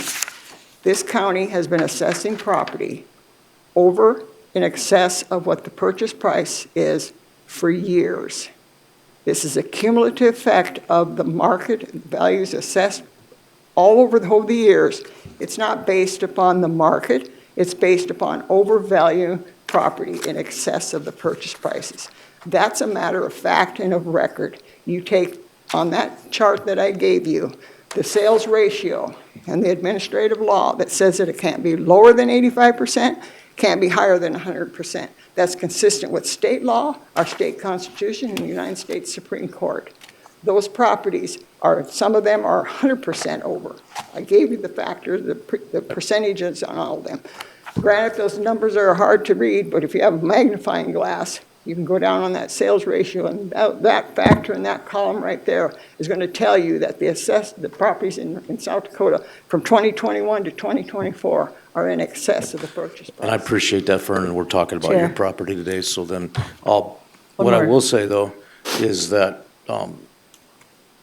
I've dealt with Shannon in the past, and I think that you made a comment about falsifying earlier. I don't think that's the case. I think there's some level of, we're at different locations on this. We're going to resolve this, I believe. I think there's a motion on the floor to bring it back to last year's. We're going to, if last year's comes back and it's lowered, then we need to look at it again to be fair. It can't be erroneous. We need to, if our methodology, if there's an issue with our methodology, we need to look at that and resolve that. There's no doubt about that, so. Fair. the- So we can agree to disagree on that, Fern, and I appreciate that, because I agree on what you just had talked about on the 2021 through 2025, which is going into 26, so, and Ron, same with you. So I agree on that, so we can agree to disagree on that. I don't always, and Fern knows me good enough, I don't always agree with everything, but a lot of this, I appreciate the work you put into it. Just because I don't always agree with everything on there doesn't mean I don't appreciate what you've done, Fern. And I agree, some of the assessment and the hiring of those assessments have been way out of line for me even to watch in the last few years as well. So Thank you for coming in today. Chair, I have one final response. You bet. That's not the only issue here, and whether you want to agree it or not, the facts are the facts, and the evidence is in the case. And that's going to be decided by the Supreme Court. And these are evidence and documentation that's actually prepared by Ms. Champion. Right. There's a reason why they do not provide the PT form information, which is the blood guts of every property. That is the calculation. The law requires them to provide that, either through their CAMA system or through by handwritten. They don't want to provide that, because I have shown by evidence in the court, in the record, that they are manipulating, skewing, and falsifying All information right. for the Mis- purpose of deception. Yeah, So, Mr. Chairman, I don't want to hear that Okay, that's fine. conversation part of it. We'll- And I'm going to make, I do have a comment about that. One, how many of the commissioners can read this without your glasses? I can. So, that's what was provided from me, to me from her, Right. so. so anyway, but You no, get I'm what just I saying. got. Yeah, I can't read it. So Fern, we do understand that, there's other conversation that we need to have, and we understand that. I'll just say we got the other information you provided with us, and we'll be reviewing that, so I hope you understand that part. But today, we're dealing with this. There's a motion on the floor. Mr. Chair. Yep. Just very quickly, based on what you said before, I took it that you felt that possibly we could make some changes after the court decision. That's what I believe. But I don't, once we make a motion, and pass a motion, I don't think that we can do anything about that. Because of the time frame or whatever. Right, I don't think we can do anything about it until I think again there's, next year. the state law provides for erroneous situations that you can come back and abate somebody in a decision that was made on a property for 4 years. I think it's probably a loose fit, but at the same time, there's no other opportunity here. If we have a methodology issue, and the court says you have a methodology issue that we weren't aware of, we believe we're correct. I think that's where we stand. We believe that we did it correctly. But the court may decide differently. Then if that's the case, then we have a methodology issue that we have to look at. It's not fair for a constituent to come back every time and we reevaluate their property when it was valuated in 24 for this much, and then 2025 for market didn't change that much. Matter of fact, the market's probably the end of November, for November 1st, the market's probably here, and today the market's probably here. But we're going for November 1st, obviously. So if we make an erroneous decision on this for some reason and the court decides that it is, then I think that we have the opportunity.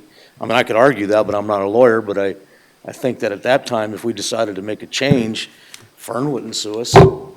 Maybe somebody else out there might, but the fact of the matter is, she's in court right now. Not sure where that's gonna come out. I don't know, but I'm open to discussion from you guys. I just want to stop the perpetuation of having everybody spend money. Okay. Mr. Chair, the only thing, somebody comes up to me after we make our decision today, they're gonna say, what the heck were you thinking? And I think we can sit there and say, we didn't have enough information.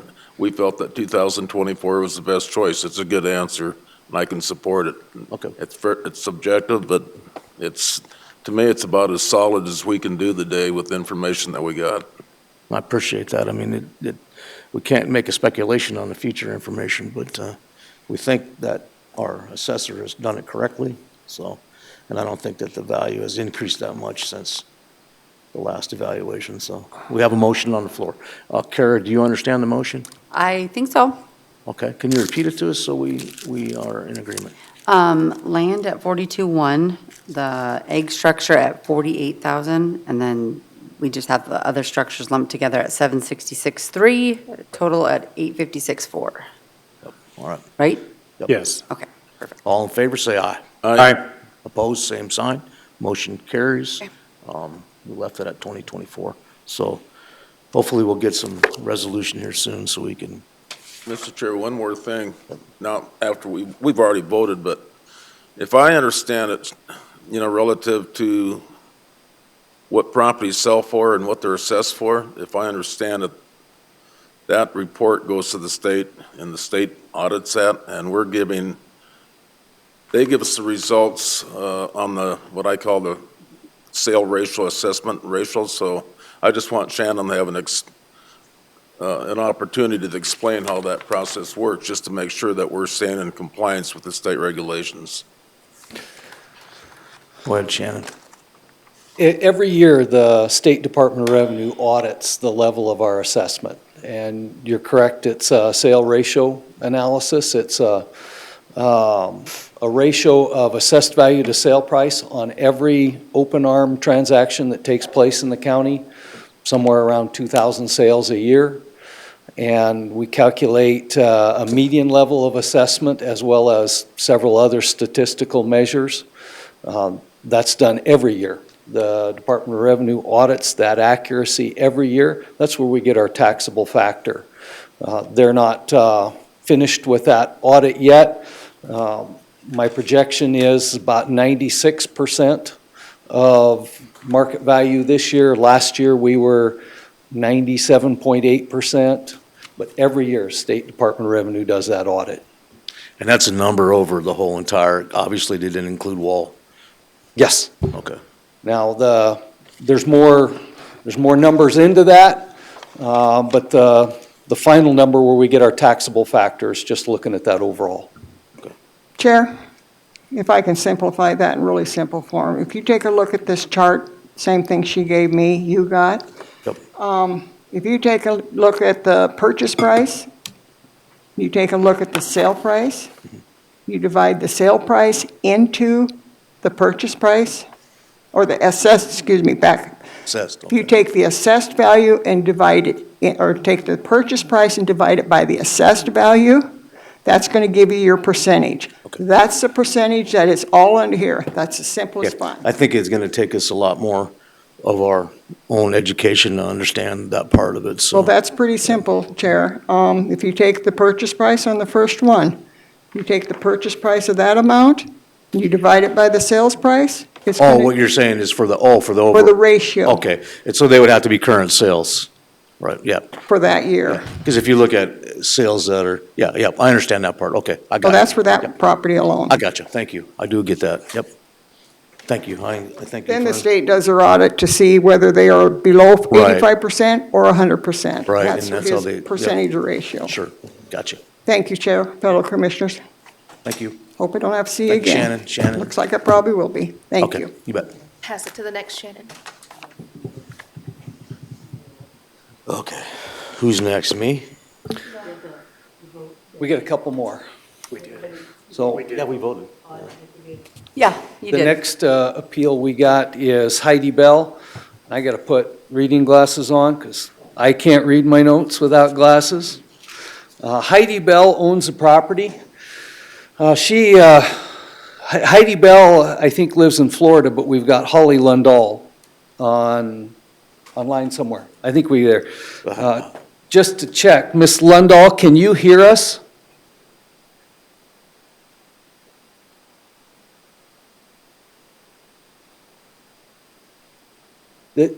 What?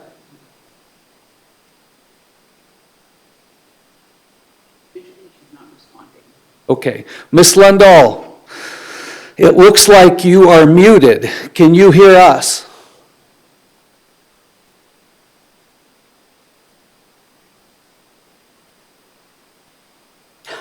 We can't hear you. It looks like you are muted on your end. Is she on the legal description of the property, or? No, and I can get into that. I'm understanding, how does that work? I mean, is that like an Okay, appointed please do. person, or? She's He'll not, explain. she's not the owner. That's correct. How does that work? I mean, we did one the other day with that guy who was from Minnesota or whatever. Tax rep, but in this case, I'm a life estate owner to this property. she claims to have a life estate. Okay, Miss Lundahl, you I've can, had a life estate ownership since 2019. Okay, Ms. Lindahl, I wanted to make sure you could hear us, and we can hear you now. Okay, All right. You can see. So I could start with an overview. Ms. Lindahl has lived on this property for several years. It is owned by Heidi Bell. There's been a change of ownership several times. Ms. Lindahl has never been on the record of ownership of the property, but she claims to have a life estate that we don't find on anything recorded in the Register of Deeds office. it doesn't have to be recorded, Mr. Rittberger. Look up your statutes. All I have to have is a grant from my sister Heidi, which I've had since 2019, since this property was purchased. I'm the grant owner. I've gotten all the loans and everything under that position. The prospective loans never got exercised on the property because you interfered with the improvement of this property.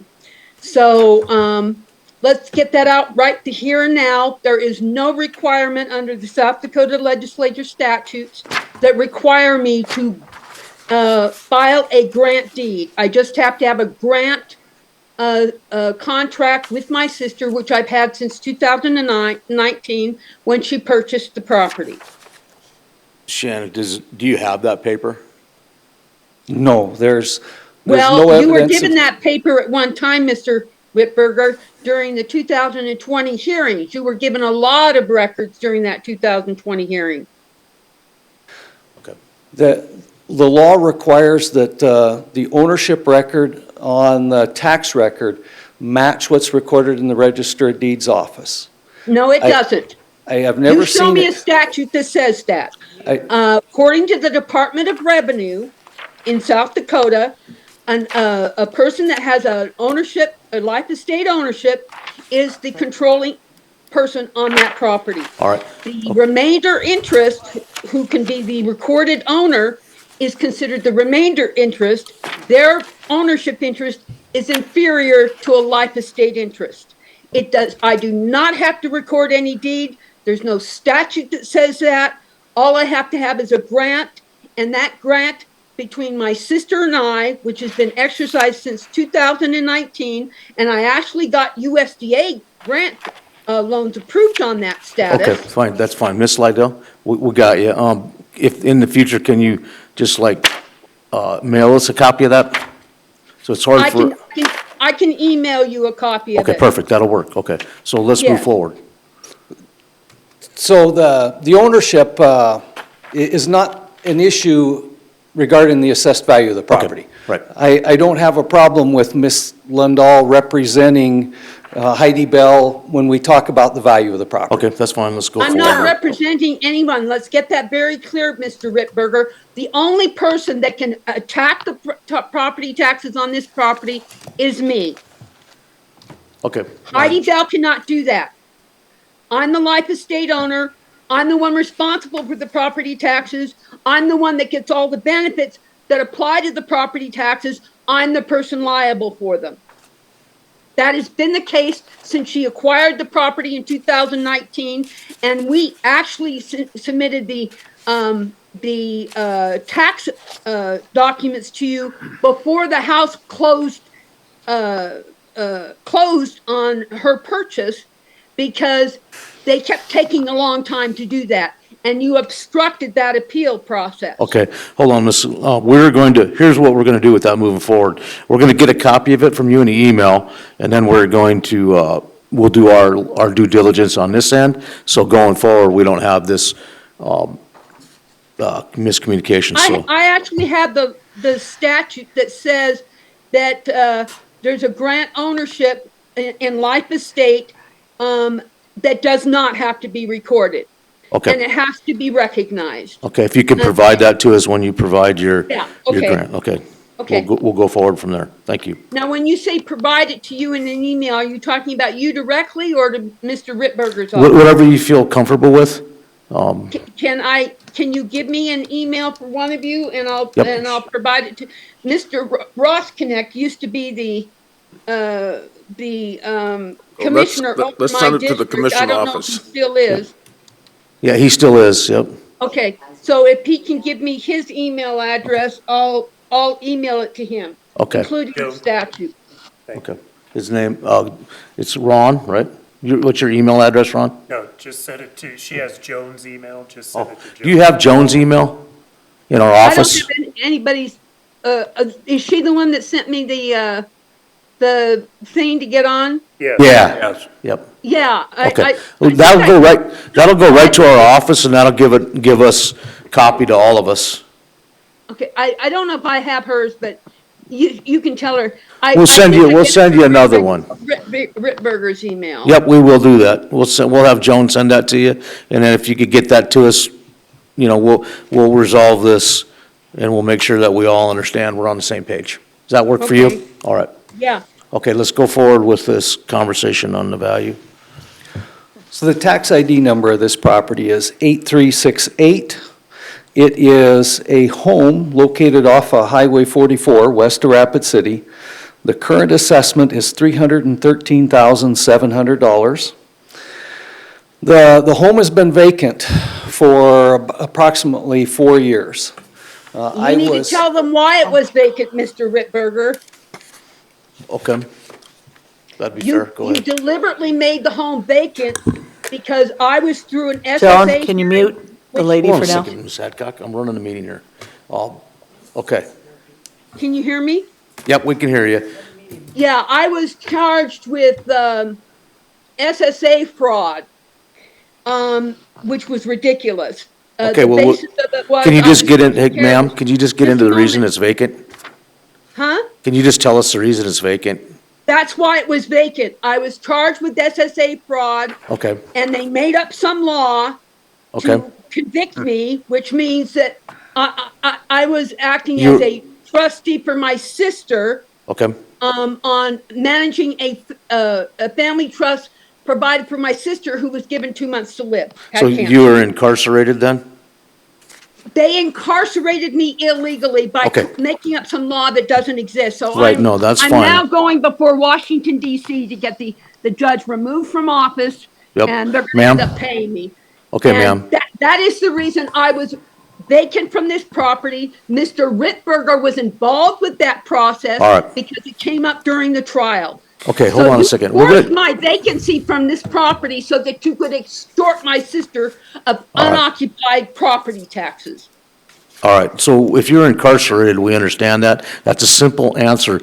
We're trying to get down to It's not the, a simple answer because you All right. need to know the reason I Ma'am? was incarcerated is because of misconduct from Rittberger's office. all right.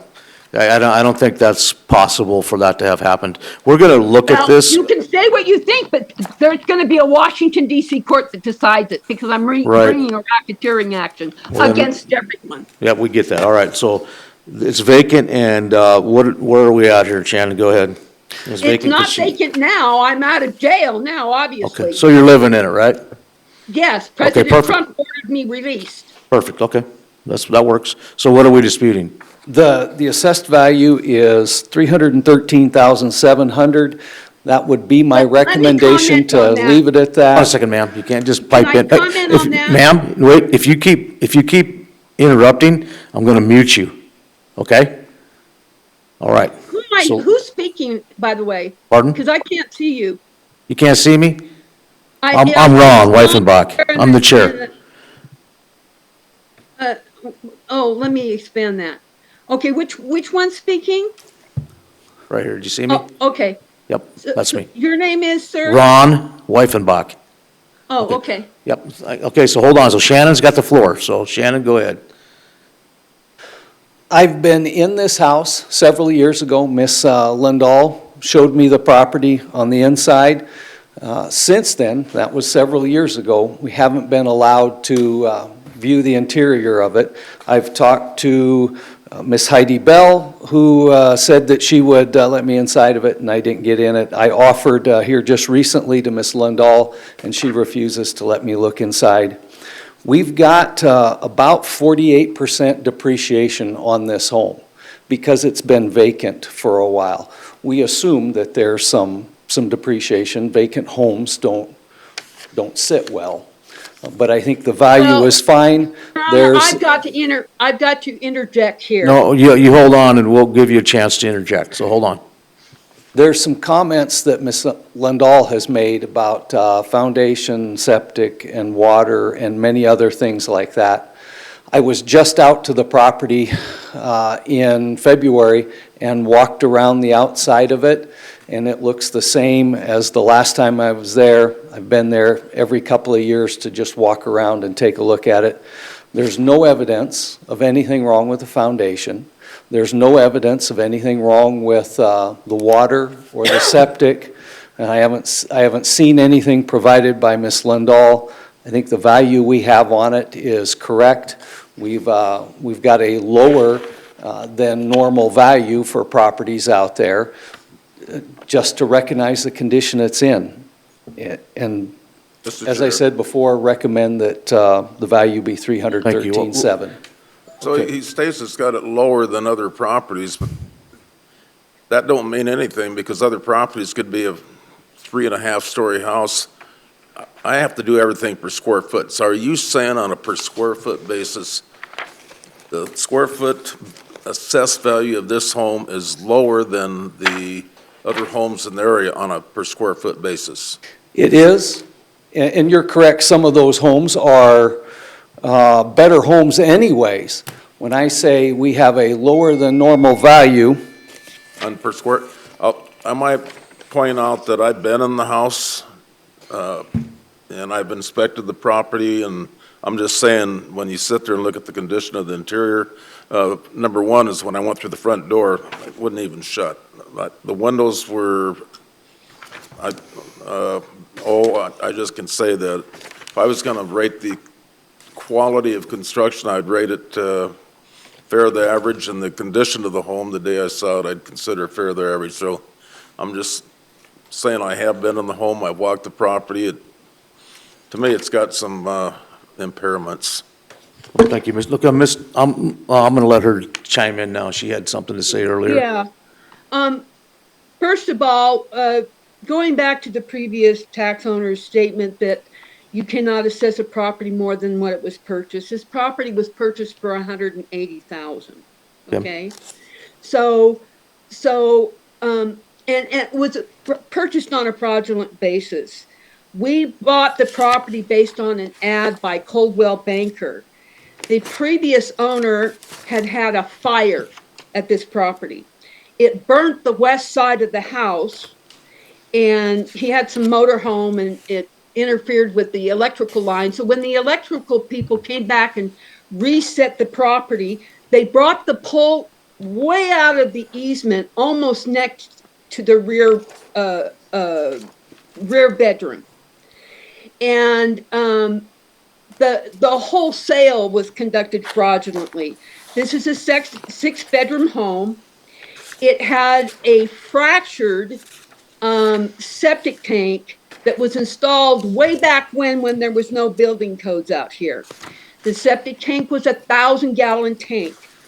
So as soon as we bought the property and we found out there was a lot of septic issues, and Mr. Rittberger was sent, so was the district, the water district that handled the septic issues. They were all sent immediately videotapes of the home flooding over from the septic. And when it rained in the outside, because there was no, what do you call it? The Backflow. The drain that you put around the outside of the house to take into the water, because there's a slope issue where the backyard becomes really mushy. And so when it rained, all the septic would come into the house, and I showed that on the films, and I showed it to the water district. So the water district gave me a grant, said that the septic tank needs to be replaced. Now it turns out that the septic tank is way under sized for this size of a home. It's supposed to be a 2,600-gallon septic tank by code. So this property has never had septic use to it, because the water was shut off, because the house is literally sliding down the hill. Mr. Rittberger saw a level because a picture of it was sent where it was put on the kitchen floor. It's at least 5 inches different from the back to the front, and it's 30 feet wide. So it slopes down. And Mr. Ross Connect is correct. The windows don't even fit the structure. So my neighbor, when I was in prison, because there's bees and everything that come into the house and basically swarm the house like a hive. And so he came up and he put 2x4s on the windows because the windows won't shut because you can't fit them in the frame anymore. So this house is definitely sliding downhill. The water was turned off because the lines underneath the house were fractured. They were laid under a flat foundation, and you were given films. The sewage is in the laundry room that connects to the septic tank, and that's where it fills into the house first, and then it goes into the back bedrooms. So you were given films showing the sewage tank, and it's a huge tank. So there's never been any septic to this house. There's never been water to this house since we bought it. And the first 3 weeks we lived into it, we have the septic, and you see me swearing on film because I'm having to clean up all this septic crap. Okay, And the films were sent to the district, and the district gave us a grant to replace the septic tank. Mr. Rittberger deliberately interfered with that. Okay, hold on a second. So can you get down to the brass tacks on why you think this property is less value? I think you have, the property is sliding down the hill. The Sliding down the hill. The there's septic no tank, septic tank doesn't to it. work? Huh? The septic tank, tank has never been working. so what do you Never. do? Do you have an outhouse, or what do you do? Yeah, I have to poop inside the house, and then I take it outside and I bury it. Okay, and That's then, the way I've been living for 6 years. And you have There's no water in the water to the house. and you have There's no no, water to the house. okay, So, because the lines had been fractured underneath and it was causing mold. And the state agency came out, when they. No, told you don't us have to explain all that to me, French drain. ma'am. They told us we had to build a French drain around it. Right. And to prevent the house from sliding down the hill, they recommended that we put a garage in front of the house. So I got a grant, I got approved for a grant through the home program in Right. 2019 as a life estate owner to install a garage. They came up, they were going to do all this project, but the septic tank had to be built in first. So the septic tank was bidded out. We paid it down to the guy to do the septic run on it. And we had to go through the state to get approval for that because they illegally took the Miss Lindell? drive that belongs part of this property, which has squashed this property down to 1/10 of an acre, not 0.39 of an acre. right, I just want to summarize. So basically, right now, you have no septic tank, is that correct? We have no septic facility. Okay, so you had it no water replaced, but it facility, wasn't nothing. sufficient for the property, correct? Huh?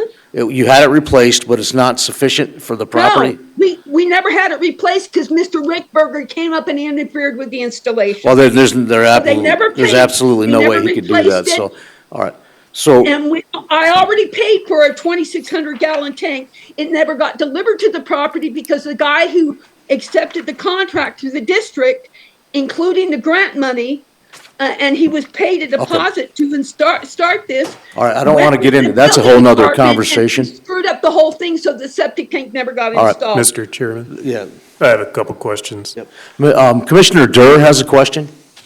So Shannon, I'm looking at the document we have here with your 25 assessed value. And then for 2024, you've got a total assessed value of 291, but it doesn't have anything for the land and the structures. By the way, I did a freeze assessment We'd have to as soon look as them we up. bought it. Okay, We can find that if you'd like. I'm just curious, I see the total value for 21, but you don't have it split between land and structures on this sheet. So I'm curious as to what that is. Can I speak? no, ma'am, just hold on a second. 2024s? Commissioner Durr has the floor. This all went before an administrative hearing, by the way. because it was illegal to charge any type of tax on this property without a functioning septic tank that met code. That went before an administrative hearing, and Mr. Rittberger knows that. Okay, hold on, okay, thank you. Is it? 99,500 on land and 199,500 on the building for last year. Okay. What was the land, 90 what? 99.5, 91,500. 91.5? Which is outrageous, since there's only tenth of them an acre. Right, we understand that, that's why you're here, Even so on hold the on a second. property. Hold on a second. So Shannon, Go sorry. ahead, Commissioner Hadcock. So Shannon, does she have water and sewer on the property now? No, The septic that was there has always been there. It hasn't been dug up, hasn't been changed. Planning and zoning tells me that the septic meets every regulation the county has.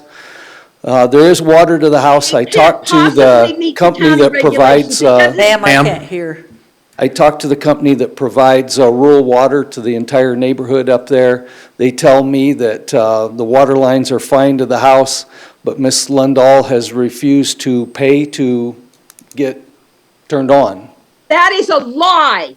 That is a blatant lie, and you know that, Mr. Rittberger. Hold on, he's actually explaining to you the information he He's got. not, what he's doing is he's giving false information to the court, and it's gonna end up bite his butt, because I'm gonna take him to court in Washington. Okay, good, DC. all right, we're gonna mute you now because we can't have you coming up with these allegations every time we turn around. He's explaining to you the information that he has been given by a third party. So for you to argue with us, it's just making this process tougher. That's because the third party's up in line for the suit too. So the third party is giving him false information, and he knows Correct, that.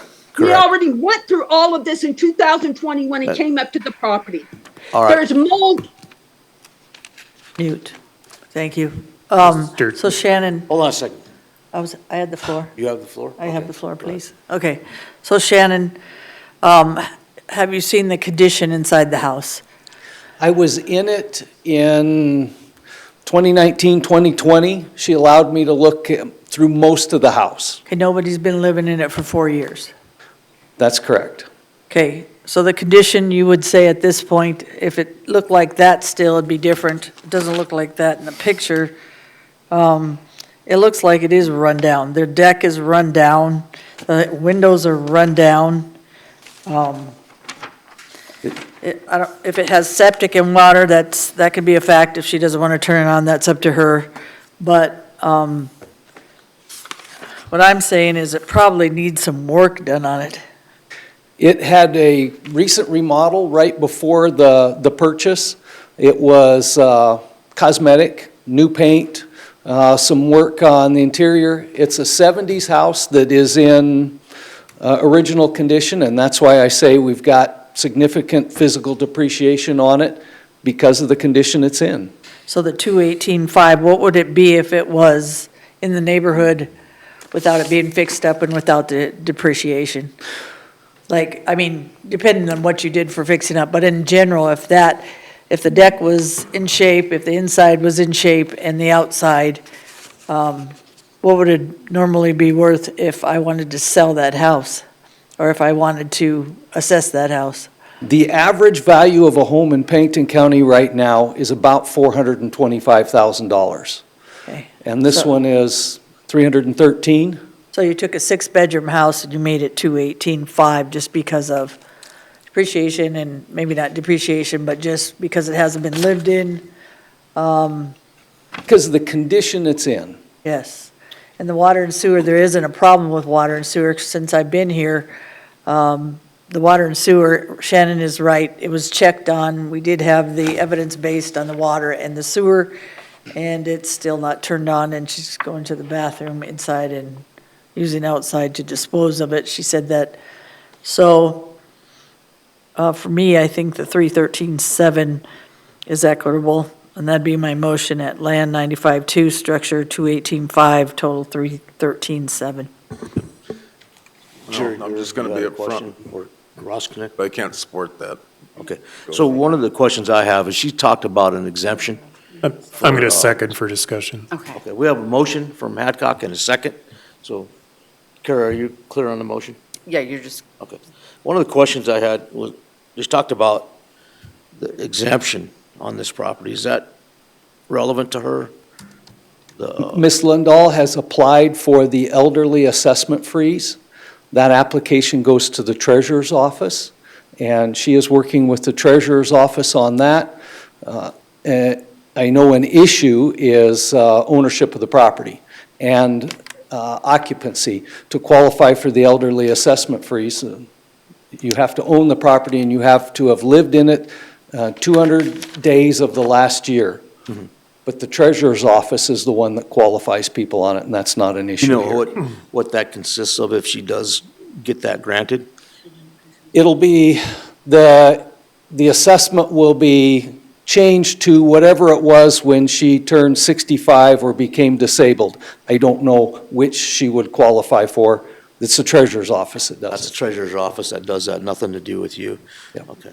So, can we unmute her real quick? Mr. Chairman? Oh, hold on 1 second. Yeah, I just have, so Shannon, the, excuse me, the 24 assessed value, are we tied up with her in legal on anything right now?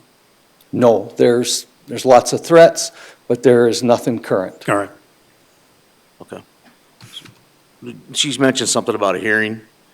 There was an appeal to the Office of Hearing Examiners 4 or 5 years ago, but that was done. Okay, so that's behind us. Can I speak now? Yep, we got you. Go ahead, but keep it Okay. relative to what we're talking about, please. I'm always relative.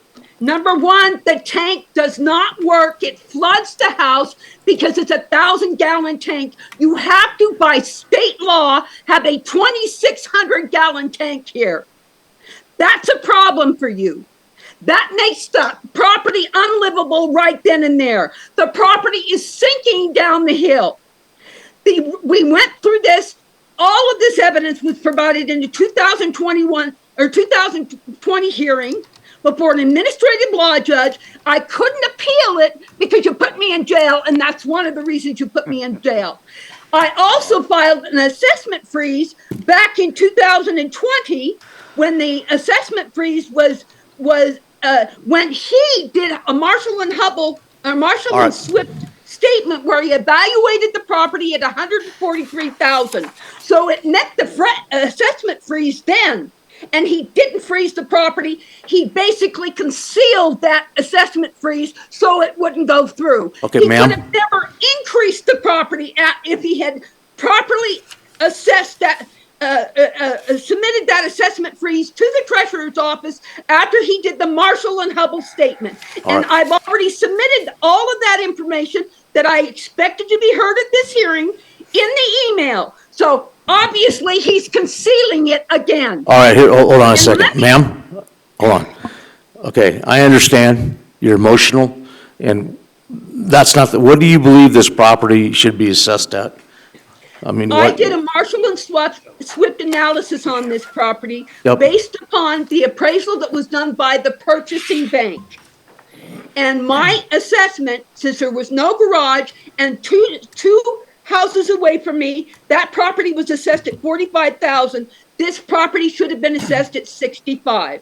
Okay. There was no functioning All right. septic. All right, okay, We we, cannot get out of that. we'll do some, okay, hold on. We're gonna mute you. You wanna be muted? I'm trying to work with you, man, but you keep going off on a tangent. We're talking about the value of your, How is that a tangent? The Marshall and Swift All right, value just on mute her. this property Joan. was $60,865. Joan, just mute her. We'll make this, unless someone has a question for Mr. her, we're Chair, gonna leave her muted. Mr. Roskinek, What was the number that she thought? that the- 65,000. For the whole property? yeah. Okay. So, Can't agree with that. Mr. Roskinek, do you have a No. do you have a substitute motion just Well, based on value? And the reason why is when I look at that property, I've been to the property, I know the neighborhood, I know the water system, I know the guy that I recommended to fix the septic system. So I know a lot that you guys don't know, and I just don't think, when I look at that house, I don't see 313,700. That's just my personal You have a opinion. better number for us? I was gonna suggest, based on My gut feeling, I was gonna say $125 a square foot times the square footage of the house, which is 1,344. I think there's a lot of problems that plague this property other than physical depreciation, just in my opinion. Okay, so what is the number? That would come out to 168,000 for the residential structure and keep the land at 95,200 for a total of 263,200. Okay. Is that a motion? I'll make that an official Second. motion. So we have a substitute motion, and Kara, do you get that message? So 95.2 for the land, 168 for the structure? Correct, For a total of 263.2? correct. Okay. I'm going to unmute you for 1 minute. Did you have, who seconded that? I did. You can, Thank you. you can respond to the motion on the floor, ma'am. And if you go outside of those parameters, we're going to mute you again because we're trying to get something accomplished here. You see the motion will be 168, 95-2. So can Joan unmute her, please? Ma'am, you got the floor. As far as the 125, that even goes above the insurance. The insurance didn't even evaluate a replacement structure on this property, and they didn't know about all the problems to the property for more than $113 a square foot, not 125 a square foot, number one. And that was before anybody knew about the septic issues, the water issues, the fact that the house is sliding down the damn hill. And then you got my property reduced to 1/10 of an acre because you've illegally seized it for a keyhole drive, that there's only one neighbor that has access on that that drive. So that there's no way in hell this property should be valued on the land itself for $95,000. I found an equivalent one on the other side of the Okay. next Ma'am? street over on the size of property that values the property size at 1,700. Okay, ma'am, we got your concerns. You obviously have the right to appeal the decision we make today. We're going to vote on this, and you're going to send us over to the Life Estate because the Treasurer's Department is going to need that. If that is the case for your exemption, they're going to need that information to be able to cipher that. We will get legal to make their opinion on that, and we'll go from there. So I have a motion on the floor. All in favor, say aye. Aye. Opposed, same sign. Hearing none, motion carries. Thank you. I know you're emotional about this. It's been complicated, but you have a great day. Emotional, I do not tolerate fraud, I agree, which you will find 100%. out when I file my federal lawsuit, because I will go against everyone. Thank you. Peter, Shannon, we got a couple minutes, could you just put show where that is on Rapid Maps so they can kind of get an idea where that lot is compared?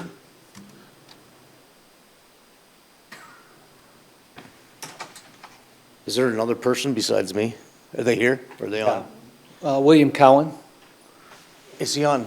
Highway is he 44. here or is he- That's a dead end though, where she lives at, right? That's a cul-de-sac? Take a second. Yes, cul-de-sac. Well, we're just going to take a second. We'll be right back. Okay.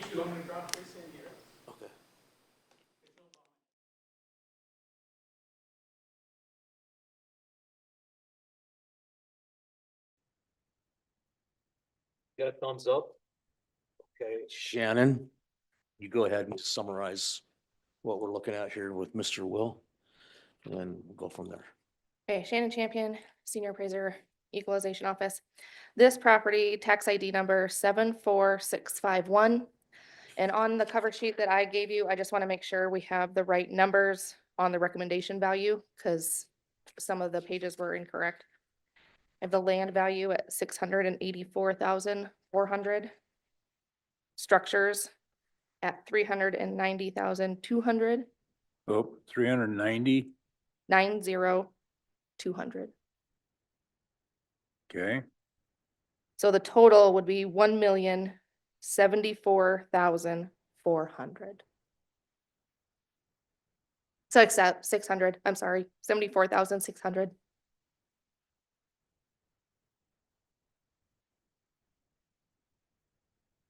So that's gonna be my recommendation, but, so the assessed value that was mailed out was the land value at 684,400, structures at 406,300, for a total of $1,090,700. This property is located off of Gillette Prairie, which is out east or out west on Deerfield Road. pretty much straight south of Deerfield Lake. So it's out there a ways. This year we're disputing the ag status and some issues with the residents and an old schoolhouse that resides on the property. The basement, there was an adjustment made when I was out there last year about this time. On the basement, it was previously inputted in our system incorrectly, so I updated that and put it in correctly, which is why it grew, I guess.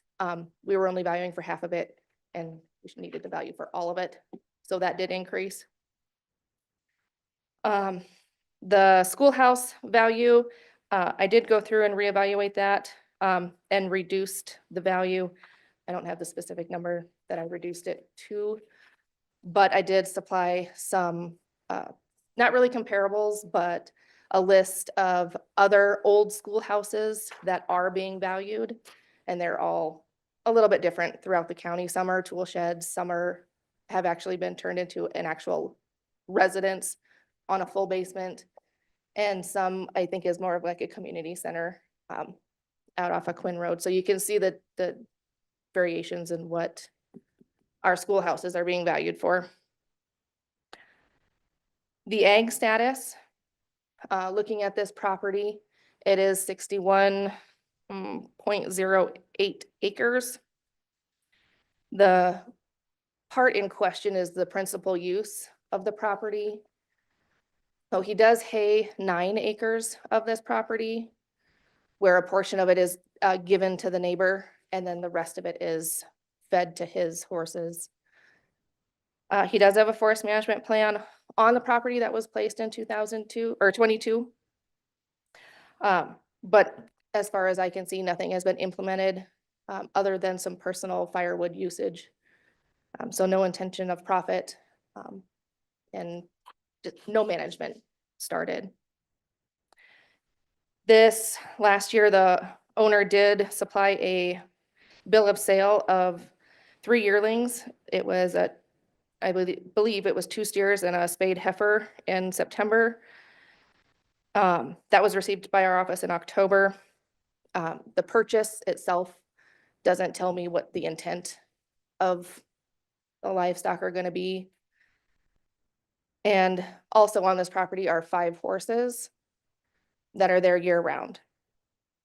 So the use again is still in question. There was a sale that the owner did supply that didn't occur until March, where he sold those 3 yearlings, where he did make a profit, though the question is putting those cattle, buying the time of purchase of cattle, putting the cattle on the land where there's no grass and you have to feed hay, and then quickly turning around and selling them. The true intent fails to meet principal use of the property. Okay, so, Mr. Chair, yes, Mr. Roscoe. Shannon, can you zoom out and show me the next piece of property that's on, or on Rapid Map? Zoom out and show me the next piece of property that's categorized non-ag like this one. No, I just want to tell you, this is an ag.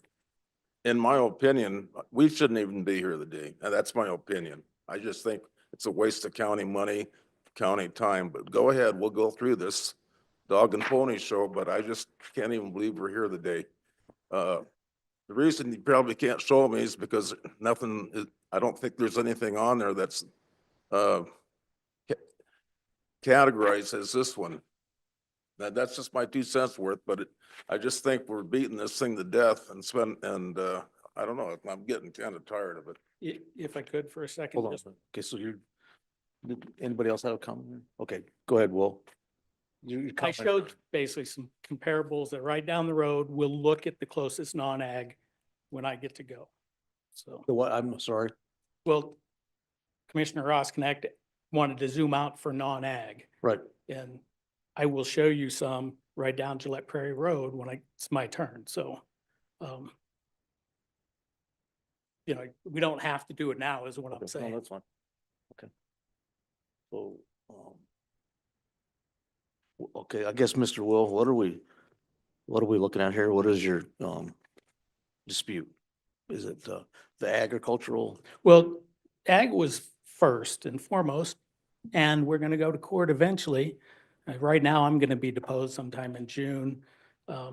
Shannon was deposed in February, I think, or early March. We had to request more information because we didn't get everything that was supposed to be supplied, or the question was asked wrong, maybe. But then my house jumped almost $70,000 and my basement got bigger. So I'm also appealing that. Originally, it was a schoolhouse. When they looked at it last year, they said, oh, it's going to go down from 17.8, and it went up to 19.3. Marmots live in it and pack rats, and it is not a residence. There's no plumbing. So that I think we've taken care of. I think it could go a little lower. I did ask for all the information that they had and we're going to use. I got some, but I got this 5 minutes before we start, well, 15 minutes before we started. So this was not supplied to me until right before this meeting. So no, she did mention that the calculation on the basement was incorrect and she was correcting that. Right, and You're she's good got with it that? down to, well, I think glancing through this 3,000, which was even less than what I saw it had been lowered to. And I showed comparables. Did you guys all get the big packet I dropped off I did. 2.5 weeks ago? Okay. And some of that was definitely not just for me, but the laws, and it addressed something that got brought up at another one. Can you just decrease or increase by a certain percent? And South Dakota Supreme Court covered that. I mean, they can't do that on that one property. So, right, okay. Okay, well, there was a lot in the packet, and I wanted to start with Mr. Chair, just real quick, I just want to be clear that I'm only concerned about the ag and non-ag status. I'm not arguing what the improvements are, the assessed value or the assessed value of the improvements. I just, Okay, is that what you're arguing, Will? Or well, I said both. Okay, So so, I just- the house jumped a lot Okay. this year, and it's been going up. it jumps like $70,000, is that correct, the house? 73,800 on one of the two. Now, my properties got combined. We're going to court. I had two properties. Okay, I bought them at two separate times, and there was a plat that couldn't be found by DOE. I had to show it to them. So that they did agree that it's 61.08 acres. Now, on the cattle, and I'll show pictures of them, I didn't buy them 1 week and sell them the next. They wintered the whole time. I'm trying to get it fenced off, and I may get some cows to have calves, just a couple. And as I told them in the application, I've got a lot of money tied up with this lawyer fees, so I couldn't afford that many. I bought them in September, and I just wanted to show I was selling them. That income is for this year. And when you have over 40 acres, the law says, all I have to do is show you a lease. I'm managing the profit or the land for profit. You don't have to show income after you make principal use. so let's do this. Let's make one argument for the house first. Yes. I'd Okay, prefer so that. let's start with the house. Okay, What would your dispute be with the value of the 70? You're saying it went up $73,000. So what do you think it should be valued at and why? well, if you look at the handouts I gave you, before they combined it, they have, at the very top, it'll show, and you have to look at tax ID 44085. And then at the top of the page highlighted, it'll show the assessed value for '05 or 2025. And if you go to the second page of that, they initially dropped the value down to 286.6. And last year, the value was 293.7. So I'd be happy with either one of those. And on that, on this year's assessment, when they combined it, they ran another Marshall and Swift, and they got a value. Well, first, the basement got bigger, and it clearly did not. And then they raised it to the house 367.5. So so just to help clarify, the basement was 880, it's now 1188, which is 308 square feet larger. Do you agree with that? No, it is not. And I had building permits, and I've got, So you think it's 880 square feet? no, I know it is. Or you know it is? Yes. Okay. So, You have a building permit you can share with us? And so yes, and I've got an old appraisal that'll show the original footprint, 22 by 24, But 24 was was the original house. oh, and that was the basement? And so the basement was under that.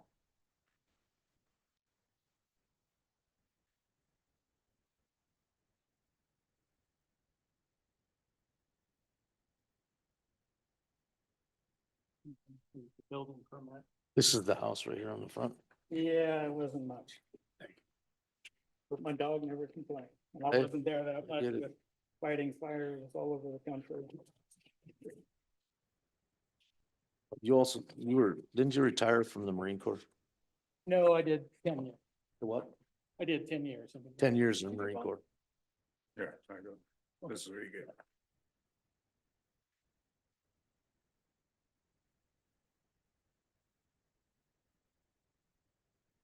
And the building permit, I think it was Joe that came out to my house afterwards and measured. So the additions for the basement is just 16 by 22.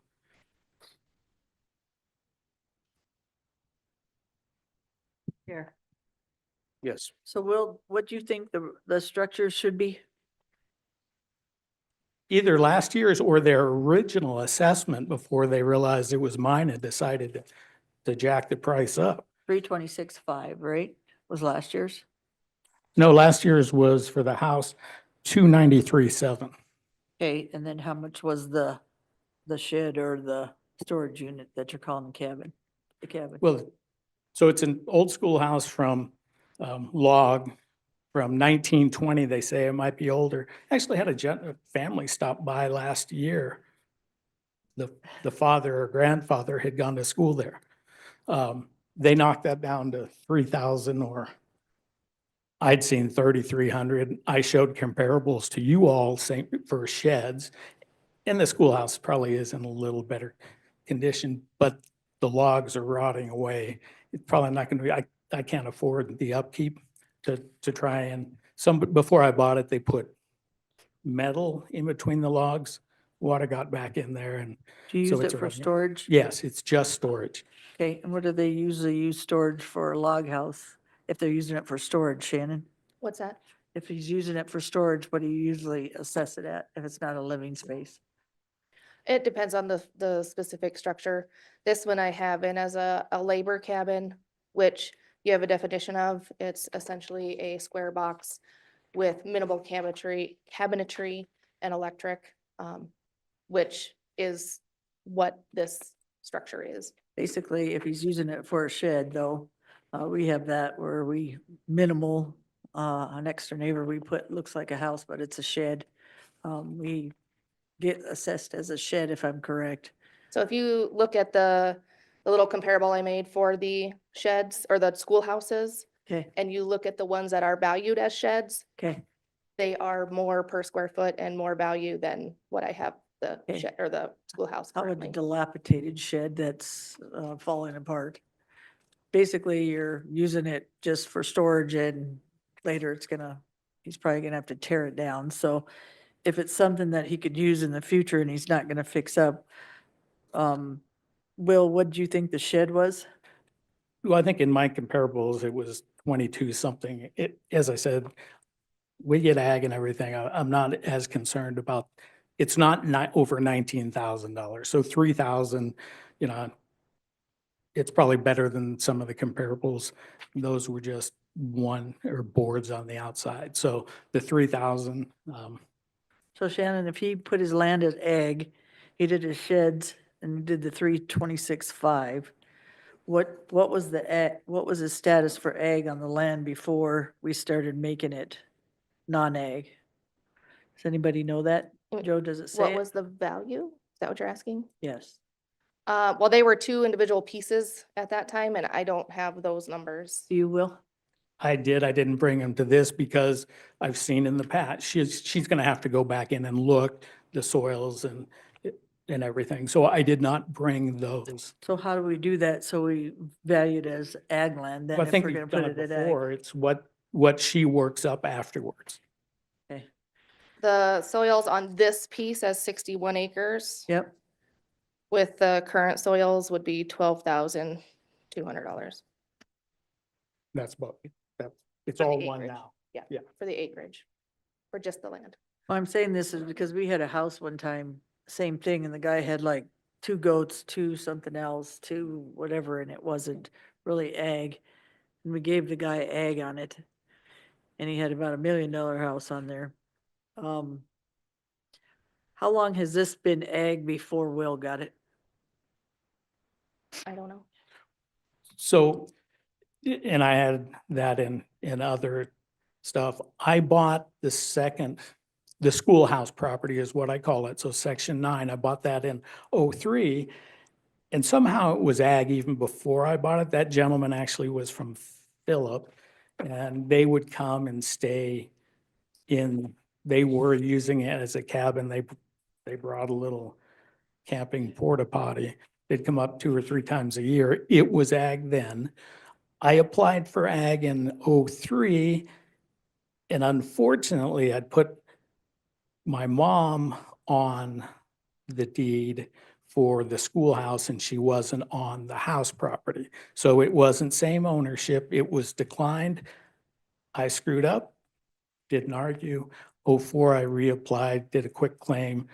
I'm the owner of both properties. So since '04 until last year, it has been ag, and I had cows. I leased the property to my neighbor who since passed away. We went through this last year, Farabee. So it was covered with the lease for cows. Now, he passed away in 2020. His cows left my property in 2019. He sold the herd while he still could get around somewhat. Then I struggled and I got the forest stewardship plan, and have worked on it. I didn't even, when she was up there last year, I said, you don't need to look at that. I make it on hay. I have a crop share lease, which is legitimate. And she keeps getting it backwards. I don't give any hay away. I get paid with the hay off of the 3 acres, and we'll show pictures of this in video of hay last year on it. It's 10 and a half acres, not 9. The person that puts the hay up gets the hay off of the 7 acres, 7.5.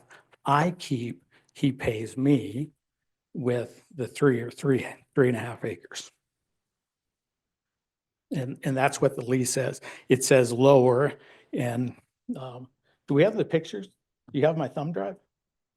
Mr. Chair, Yes. can I, so the property that you're looking at was purchased in 2 pieces. So the part to the west where that section line was one sale, and then the parcel to the right or to the east was another sale. And after those 2 sales, Will platted the 2 properties, because they were severed by a section line, into one lot. What year was that, Will? 23, when I bought, it became all mine. So when was the plat recorded? 86.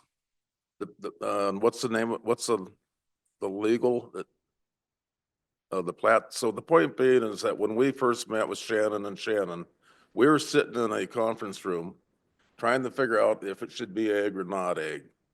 And this goes back 2 years ago. Last year. Correct me if It I'm was, wrong. it was February of last year. We looked at the definition of ag, and the problem was that they did not know that that property had been platted and that legally it was one parcel of 61, 62 acres. And if I recall, they said, you know, if this just does not meet the size requirement. And if it met the size requirement, it could be ag. Well, unbeknownst to them, they will produce the plat that they didn't have. And right there, they met the criteria for size, in my opinion. And this is where I get the heartburn. So can I continue? Yeah, go ahead. So I wasn't going to bring any of that up because we're in court over that. And we did meet with them. Ron went with me, started reading 10-6-112, got through principal use, and I stopped her right there. And I said, well, that's kind of arbitrary or subjective. They both said, that's okay. That is not the issue. The issue is you don't have the acreage. Plus, as you brought up in one of the appeals earlier this year,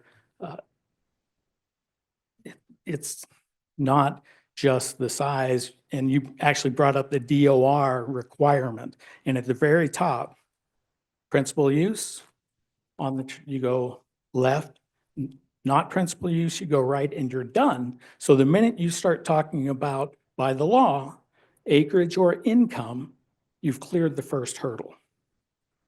Well, cleared the first hurdle. They said I didn't have the acreage, showed them the acreage. We actually walked out of there, and Commissioner Roskinek said, we're done. I said, we should be, but we're not gonna be. Okay. And so the next morning, I got an email saying, oh, with that new information, a plat from 86, you do have the acreage, now we needed income. I needed income before I didn't have the acreage. So anyhow, that's how we got started last year. That part of this is in court. So we're in court over the disputing whether this is ag or not ag, correct? Correct, Okay. correct. So here we go again. But every year is new. You do this. Right, we understand that Okay. part. We understand All that, right. you know, we're not reliant on, but being realistic, you know, is it really new or not? You can say that, but if it's in court right now, whether it's ag or not, but I'm gonna go back to the basement for a moment because I'm looking at the drawing, and so Shannon, when you said you got the drawing wrong, is it, Mhm. what's the deal? I mean, So if you're looking at this, this is the updated version of the sketch. right, So you're adding on 300 square feet to the basement. mhm. So where, we don't have, in this, we don't have the basement garage put in there. He does have two garages, so there's one on the main level, with the living, and then there's a basement garage. So the basement garage Oh, was not included in the square footage of the basement, and it should have been, because you have a copy of what the description is of a basement so area? underneath the garage, there's a basement? Yes, So underneath the entire footprint of the home. underneath the entire Yeah, home, will there's, you bring the picture up of the back side of the house? am I missed, do you guys get that, the commissioner? I don't get it either, so let's look at it. He's that? gonna bring up a picture, sorry. No, that was my fault. Chair, can I ask what the house is? Sure. What is that? What do you have the house valued at? And is that with the cabin or without the cabin? So that structure value is all the structures. So there are 4 structures on the property.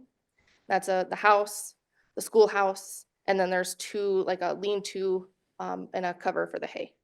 Okay, so Those- what is the house by itself? She has it at 3, depending which one, the most recent with the combined, she's got it 367,500. Just the house without the other structures? Correct. 367? How come it only says 326 on here? Doesn't it say That was 3? last year, Now, last year, the house Okay. was 293.7. and that's a total of all structures, not just the residence. Okay, and so you have it at 326, and that's last year for All structures. all structures. Okay, and then you have the land based on the soils, if the soils would pass, but not tell me why it didn't pass as, you said the soils would be worth 12,200 if it was just the soils? And it was the classified land. as ag? If it were ag, yes. Shannon, here, No. not that you don't do a great job, and I think you do. For ag, for me, so I've been listening to this ag go back and forth so long that at this point, after listening last year and this year and being in court over this, and then watching what has happened up here to other people in ag, it doesn't make it right in one sense, but the other, the classification on the 61.08 plus Will has done the work or tried to do the work to make it into that ag. It's more honest than most people have been on it. I'm almost leaning towards taking it back to ag, plus the years of ag that it's been on there before. Doesn't always make it right, Shannon. You're not doing a bad job, so, I know your face is like, really? And I can appreciate that. But, in this case, I don't see fighting the ag for all the work on this, property that at least Will's trying to put into it to make it ag in a sense, and then do the cows, do the haying, try to do the productivity, and then it was that before, and it's in an area that's pretty much ag. The structure, for me, the 326.5 for all the structures, I thought was pretty fair. I don't know if I do the cabinet more than 2,200 or whatever. But, for me, the 12.2 and the 326.5, I didn't think, was above what it should be, so that's just my opinion. Mr. Chair, Mr. Ross, can I, so Shannon, if this 61 acres was categorized as ag, can you give me just an estimate of what that number? She did. 12.2. 12,200. Okay, I missed it, sorry. Do we want to talk about the basement, or I'm sorry, what'd you say? do we want to finish talking about the basement? I was or- gonna say, I've got picture in, because of how the meeting went in February when they came on site, which was well after, they hadn't been on the property since 2018. So they took ag away before they even came out there. I had a GoPro to record everything so there'd be no more confusion. 2.5 minutes in, we talked about the house, and we were actually behind the garage, and she said, 2 bathrooms. I said, well, 2.5. It's 3 because they all have at least a shower. So they had that wrong. I was honest. She talked about the basement garage, and I said, well, that's actually a furnace room. I've got a longwood furnace. I can put 4-foot logs in there. It does have a garage door, but that's so I can. Bottom, that white, no. Yes. Okay. So that's not a garage. And I've since seen that since I have doors, that makes it go up, but a garage made it go up quite a bit. Over there on the far end where it's concrete is below the ground level garage. So I've got one garage and I've got that furnace room with a garage door. It's just dirt underneath the first floor garage, and I've got pictures on an iPad if you need them. I figured the building permit, I tried to get the original building permit, So but behind that that garage door is assessment. dirt floor. No, it's concrete in there, and that tree is 70, to try and get anything but a four-wheeler in there, and I've got pictures of inside there, and it's a mess. It's more of a workshop and wood storage. So to call it a whatever you call it, I mean, it's not that big a deal, but the footage is wrong, and to go back, I listened to the first one this morning. All the data in the Marshall Swift, you don't get everything on this that we're supposed to get so we could work one. I showed you what they're supposed to give us, that Appendix A, which Commissioner Durr would have to read for all of us because it's really small. But what they supplied me was not all the stuff on, that they are required by law to give us. Okay, But- and we'll have that discussion later. Chair, Yeah, Go ahead. I'm gonna try a motion, the 12-2 on the ag, I'm gonna take it back to ag, and 326-5 on the structure, it's 338-7. The chair will second that for discussion. Okay, so we have a motion from Hadcock, second from Ross Connect. Kara, did you? got it clear? Yeah, 12.2 and 326.5. So it seems to be the issue here is the $2,500. And, Oh. well, I'm just saying that seems to be not here, but other situations where I want to see that you've made your $2,500. Am I right or wrong? Because if I'm on the wrong track, I'm just gonna quit my comment here. well, I'm just saying that your assessed value on the land went from 12,200 to 683,800 in 1 year. I'm just trying initially it to, went up by $1 million, I'm the just two trying to figure, combined. well, I'm talking the land. I don't care about the buildings. I'm just trying to figure out if we're gonna do this in the future, how we can let people know 1 year in advance, 2 years in advance, that this is gonna happen. Just give them a chance to understand what's going on instead of this, what I call water hammer, and go from 12,000 to 680,000. That's what I'm trying to avoid. There's Okay. gotta be a mechanism where it can be a little more user-friendly to people. Commissioner Ross Connect, I think we have that in works of how we might approach that, because obviously going through some of the equalization stuff, we've seen some cracks that we want to fill, so we'll definitely, I understand your concern for it and understand how it can affect people, and we will definitely not be the last time we talk about this in the near future, so, but, I think going forward, we got a motion on the floor. Commissioner Durr. Yeah, discussion. So Shannon, so this got appealed to OHE, the ag status, No, it was appealed here and went straight to circuit court. so it was bypassed and then went straight to circuit. Correct, which Okay. it's still there. Correct. And status, I was deposed, now Mr. Cowan will be deposed, and then court will be after that. The lawyers are, it's getting drug out. She was deposed February. In fact, it was right after that abatement hearing. It was the next day. They've requested, my lawyer is going to be out of town. You guys aren't using the state's attorney, Nazar, I'm not sure how you pronounce his name, is doing it. I've tried to look and see what the county has paid. I haven't found that in any of the vouchers or anything. No idea. When I was here, at the end of February, I was $9,000 in. I'm $16,000 in now. okay, And Mr. Chairman, Go ahead, Shannon. Commissioner Durr, you. Shannon. So did we go to outside legal for this, Yes. and why? Better question for the state's attorney's office, but I think the county's insurance is covering that. All right. All right. So obviously then was last year that the ag status was taken away. And then I'm assuming you appealed a year ago on the ag status. Yes. And what was the vote on that ag status? The Board of Equalization left it as non-ag. That's why the property owner appealed to circuit court. No, and I guess that's my question. So we're having this discussion now. But this is for 2025's assessment. Circuit Correct, I court will get be that. I'm 24. asking what the vote was a year ago on the ag status. 3-2. 3-2? Okay, Two that voted against are no longer here.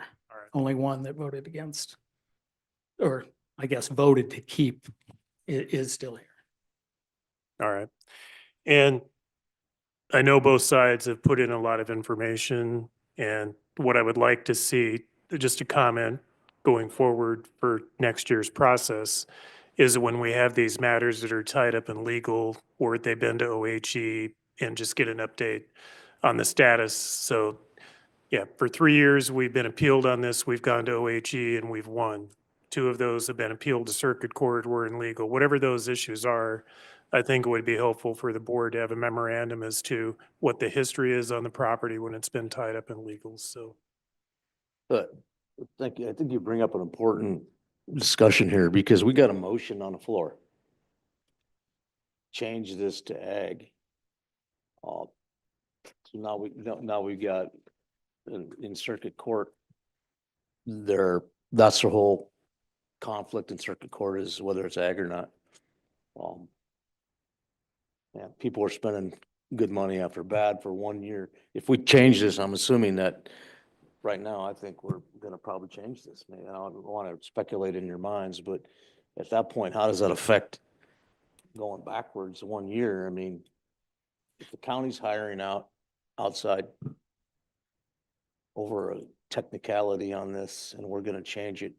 Go ahead, Shannon. You evidently want to make a comment and I'm trying to work this through my head. This is for the 25 assessment. Correct. The circuit court case is for the 24 assessment. They're not related. Right. The board decides for this year. It doesn't change last year, but either party could decide to withdraw the, That's the or I question. guess. I the guess that's property the owner question could I'm withdraw. asking you. Can this board decide to withdraw that from last year? They can't. Well, the property owner appealed to circuit court. Yeah. So but the property owner appealed the county board's decision. I know, but now we're in court and we're both spending good money over something that seems to be a communication issue. I answer as best as I could. I think you're getting into state's attorney questions. But they're not even representing us right now. No. I think we You can, commissioners obviously got the same question I do. yeah, I believe we can sort this out, but probably, Offline here. yeah, I think there's a different way to resolve this. I'm ready for a vote, but I know how to get to where you're headed. Thank you. I appreciate that. So Chair. I just assumed that you all had the same question in your mind. Commissioner Hadcock.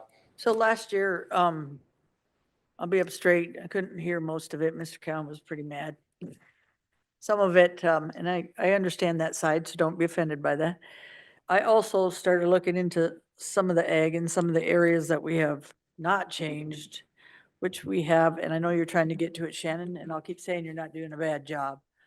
Some of this is politics, of course, and other of it for me is circumstances in which I'm watching and a guy that's trying to be ag in a sense and feels that he is ag in a way where he's trying to do the cows, he's trying to do the hay, and he's trying to do the stuff because it was ag before. If there was no process and he just decided, well, I'm good, I'm not gonna do any of this, I don't even care. You know what I'm saying? I don't care about your process, I just think it's great. It'd be different for me, changing this to a different amount. But for me, he's putting in the work for it to try to do the right thing by the ag and not pay 684,400 instead of the ag status. That's huge. So now I have an understanding of the difference on it. And also, again, when someone puts that process forward and tries to make a difference, I mean, we changed something on garbage that someone could pick up the garbage and make it, you know what I mean, a difference on that. So for me, this is a no-brainer to change this to where it's going to go for ag. And then in the future, hopefully, Will has more cattle, more stuff, and has you hopefully helping him. So he stays on that ag and has a clearer understanding. So when he comes next year as well, he knows that probably 3 cows aren't gonna fit it in one sense, but the other, what is that amount and how long is that? Or maybe I don't know all of it. But that's my bottom line from last year to this year. Trying to work with him is a good thing, and trying to work with someone that went from 13,000 to 600 and something, Shannon, there's gotta be something that we can do different. I agree. That's a huge amount. for anybody to just suck up. And maybe when he bought it or whatever, maybe he knew that. I don't think so, though. He looks like he's done enough research, take my word for it, at trying to counteract and try to do the right thing by this. So, those are my comments. Thank you, Commissioner Hadcock. And I just want to reiterate, I've worked with Shannon on ag, and she's helped me preserve my ag status. So if anybody out there's listening, I've never had an issue with, so I believe there's a communication gap here somewhere we're looking at. We have a motion on the floor. So all in favor, say aye. Aye. Opposed, same sign, motion carries. Back to ag. I'd like to say thank you. And the commission was a lot different this year than last. Well, I just want to make one comment. I want to thank you for your 10 years in the Marine Corps. Appreciate that. You're a captain, is that correct? Yes, sir. Not Helicopter anybody can pilot. just be a captain in the Marine Corps, so there's some honor there that we do all appreciate from you. And I do believe in laws and following them. Right. I have worked for it. No, no worries. We're not distrusting you. We're just, I appreciate it. move on to the next one. Is that me? Oh. Oh, gosh. The door's that way. I'm gonna hand over the chair to Deb. Commissioner Weifenbach has an appeal, and then I do have one final thing after that. So, Earlier you got a housekeeping. yep, that's right. You can stay. Where's his at? Should be the very last one. Do we have two of them or one? The other one get resolved then? The Yeah, that was, no change list, the last one time you we talked met. with Rob. Well, I talked to the fellow, did he change it to what the account number we talked The- about? 350? Whatever you two discussed, I am not sure. Oh, so he changed it? It was Or on was the it- no change list. I can try and find it here. Yeah, because We it was, talked about this one. okay, we'll talk about, this is my house that I've been Those- building for the, So Shannon, you're doing Ron and Penny Weifenbach's house at 1229 Santa Court. It was 2024, land was 74.5 last year. And there's no structure, sounds like, or it was getting worked on last year. So, at this point, you've changed the structure to 382.9. Can do an explanation of, that change and why that change was made for a structure? This is a new build. Thank you. This is his residence. At the structure value at the 382.9 was at, I believe, 83% or 82% complete. Then with talking with Mr. Weifenbach and discussing what was completed before the assessment date, I did back that down to 295,900. This is a 1,700 or 1,170 square foot home, 2-bed, 2.5 bath, 350 square foot of finished basement, and the remaining part of the basement is garage. And then there is an attached garage to that also. There's also a little pergola thing located on the property that's included in that value. But my recommendation is at 70% complete. So the total of the structures are 295,900. Land stays at 74,500. For a total of $370,200. Thank you, thank Mr. you. First of all, Madam Chair, Shannon didn't do the What's your name, sir? Ron Weifenbach, and you guys are putting me in a spot.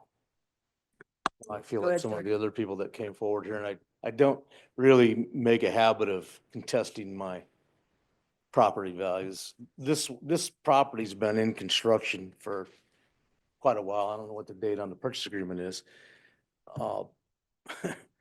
But this inspection was done after the valuation date of November 1. And so to try to say where it was, when it was done, to me, makes no sense. They have an entire year to do the assessment of this property, closest to November 1 as they wanted. I got a call from my contractor, said there's somebody out here looking at your house. I don't know who they are. So I don't know how they got in the house or how they, whatever they did. The house is clearly not done, still not done.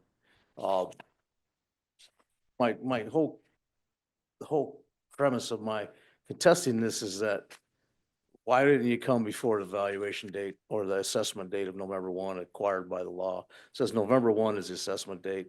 It doesn't say November 13th, I think was the date. And it wasn't Shannon that did the inspection, by the way, or the assessment. She's just the lucky one who drew my card today.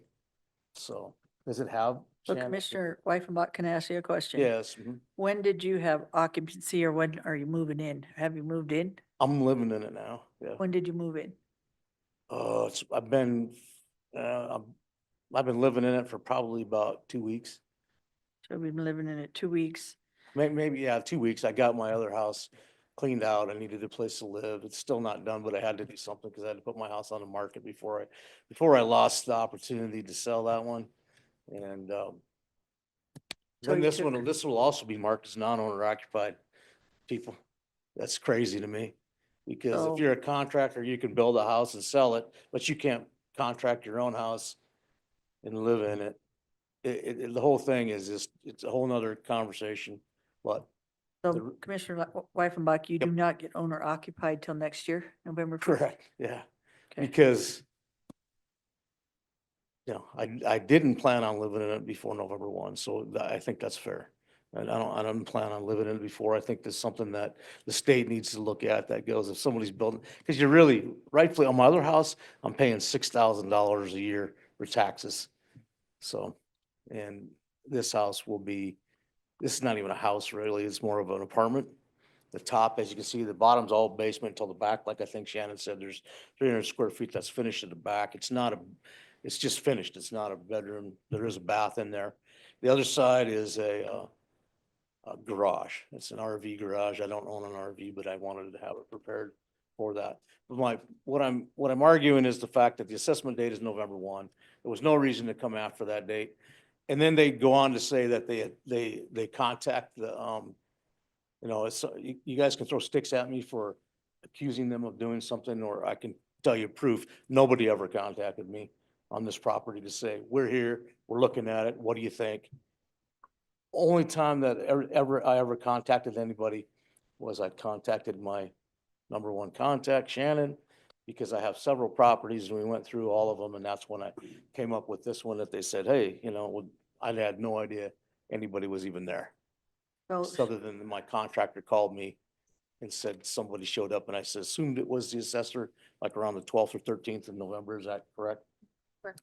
And I don't know if they put any notes in there that said this is what they did when they were there. But the law says the assessment date's November 1, and it also says on the time you go through after that date and find out. It's hard to tell where I was on November 1 because in October, we did nothing. Seriously did nothing. After November 1, the guy that was there built the deck. As you can see, it's not done yet. Deck wasn't done in this picture. It was getting done. The interior was not done. There was no tops. So trying to figure out where it was, there's a reason they put November 1 it is dated November 13th. That's when they came in. And I don't know if they came into my house, that's a question. I don't know. Okay, hold on, Commissioner Yep. Weifenbach. So if he doesn't move into the house, but you guys are saying the house was done, but he didn't move into the house, do you still assess a property even if someone hasn't finished it yet, meaning they haven't had occupancy on the property, Shannon?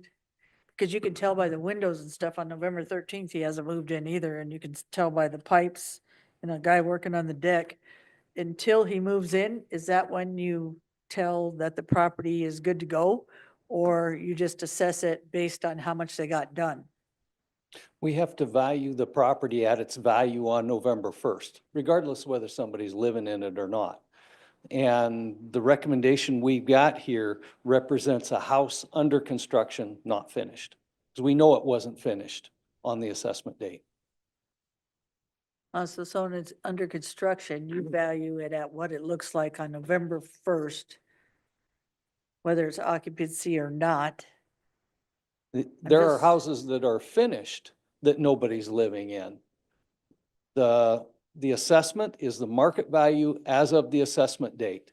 In this case, it was a house under construction, so we have a value for what was there on November 1st. But Madam Chair, Here, or, where was I yesterday and what was I wearing?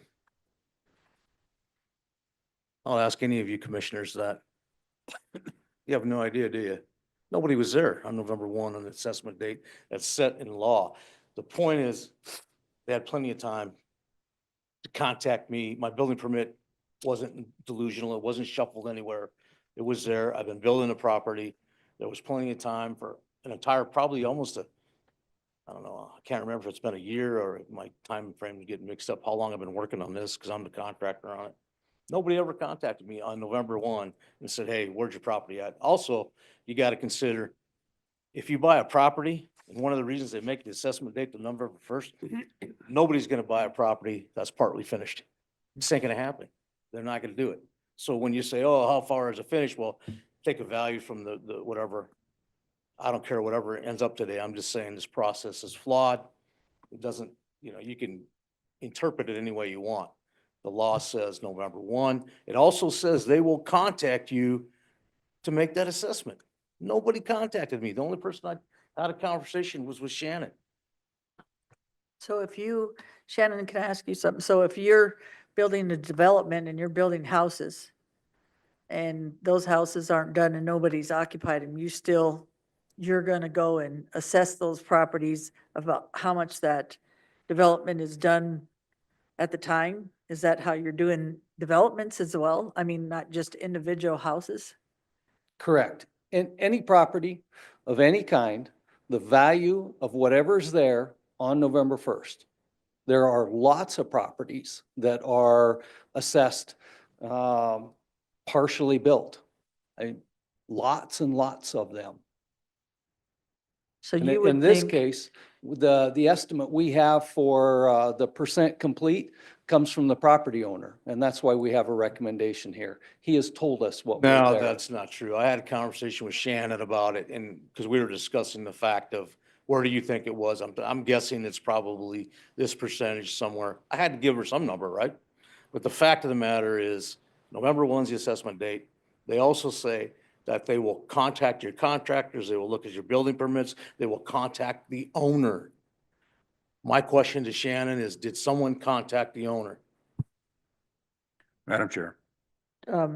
Commissioner Drews, please. So, Ron, you appealed this to the local board of the city? No, I couldn't, I couldn't make it, so I just let it go through. Oh, Whatever, okay, they okay. just non-changed. So the numbers that we're seeing here appealed to the local board. Were- Is that the value that you put on it then or not? Well, I had to have some kind of value for Shannon because I didn't understand the process. So when I was talking to her, I had plenty of questions, but the bottom line was November 1 was the assessment date. And she said, well, can you guess where it was at? I said, well, if I had to guess, that's probably where it was at the time. So Commissioner Drews, what is that number? Well, what I'm looking at is a total of 349,000. Oh, no. I don't think that's close. Madam Chair, the property was appealed to the local board, and the local board did put a value on it. Because I wasn't there, I told them just to skate it through. It had to be appealed to the local board before it could come here, so the local board did act on it. Commissioner Weifenbach might not have been there, but the local board still did act on it. Commissioner Drews, do you have anything else, sir? Well, Go ahead. so the 349,000 is the total value that was put on by the local board then? Yeah, the local board did that on their own. So that's the current value. Correct. With Okay. land, Gary? That's the value they, The land is 74.5, which you Structure can't is argue the land two- doesn't change. Weifenbach, hold on. What's that? and the structure is 274.5. 274.5, and the land is what, sir? 74.5. Okay, thank you. Did you have any other questions? No. Commissioner Drews? Madam Chair. Discussion? Commissioner Roskinick? You know, I think, Jerry, you were asked next year that we don't get binders, we do it electronically. Correct.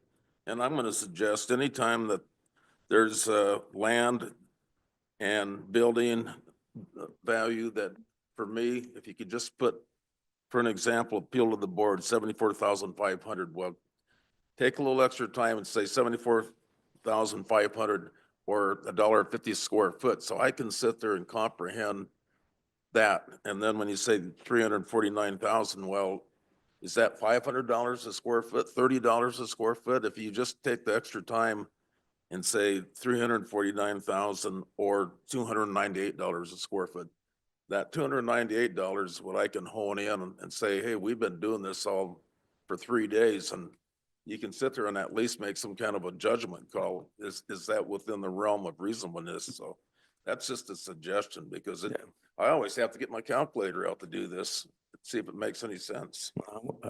I think that, Shannon, can you tell us what number you and I came up with if we were looking at it percentage wise? But the fact of the matter is the law says this date and it says this procedure was not done. Nobody's yet answered me. Did they get into my house? How'd they get into my house if they were in my house? I would like to know that question. That's a question I asked. Madam Chair. Commissioner Drew, or Dur. Shannon, so did anybody do an interior inspection? We have an appraiser in, yes, we had an appraiser inside. The contractor, he introduced himself to the contractor and told him why he was there, and the contractor allowed him to get inside. All right. So I have a comment about the November 1 date. So I know that you have to go back and look at what the value was on the November date, but I do believe under law, the Equalization Office and their practice, they can work those values from November 1 all the way up until March 1 when they send out the notification. So that's a practice. I believe that's allowed by law. And then to go back and look at what the value was at this, I get when you're not there on November 1, I get the point about it's difficult to go out and try to figure out, okay, and again, let's just say you looked at this, in February 28th, and then you're trying to go back and figure out what the value was on November 1. That would obviously be communication with the homeowner and coming up with that. And so, yeah, those are my comments. So I think that they followed the practice. Madam Chair, I'd like to make a comment too. My contractor was under explicit orders not to let anyone in my house. Because I had no idea who was there, what they were doing. Would you allow someone else in the neighborhood to let someone in your house? This is ridiculous. I mean, Well, is that common practice of our assessor's office? To go into people's houses with, it says right in the law. The whole thing's a principle matter for me at this point because it's like November 1 assessment date, I get it. But why weren't they there all the way from October or November 2nd to October 31st or November 1? They had an entire year to look at the house. Nobody's there. All of a sudden you come, you show up, no forewarning, you show up, no call to me. My contractor calls me. He knows nobody goes in my house. Well, who's there? Well, I don't know who they are. Whether that conversation's, if you knew who they were or not, I have no idea.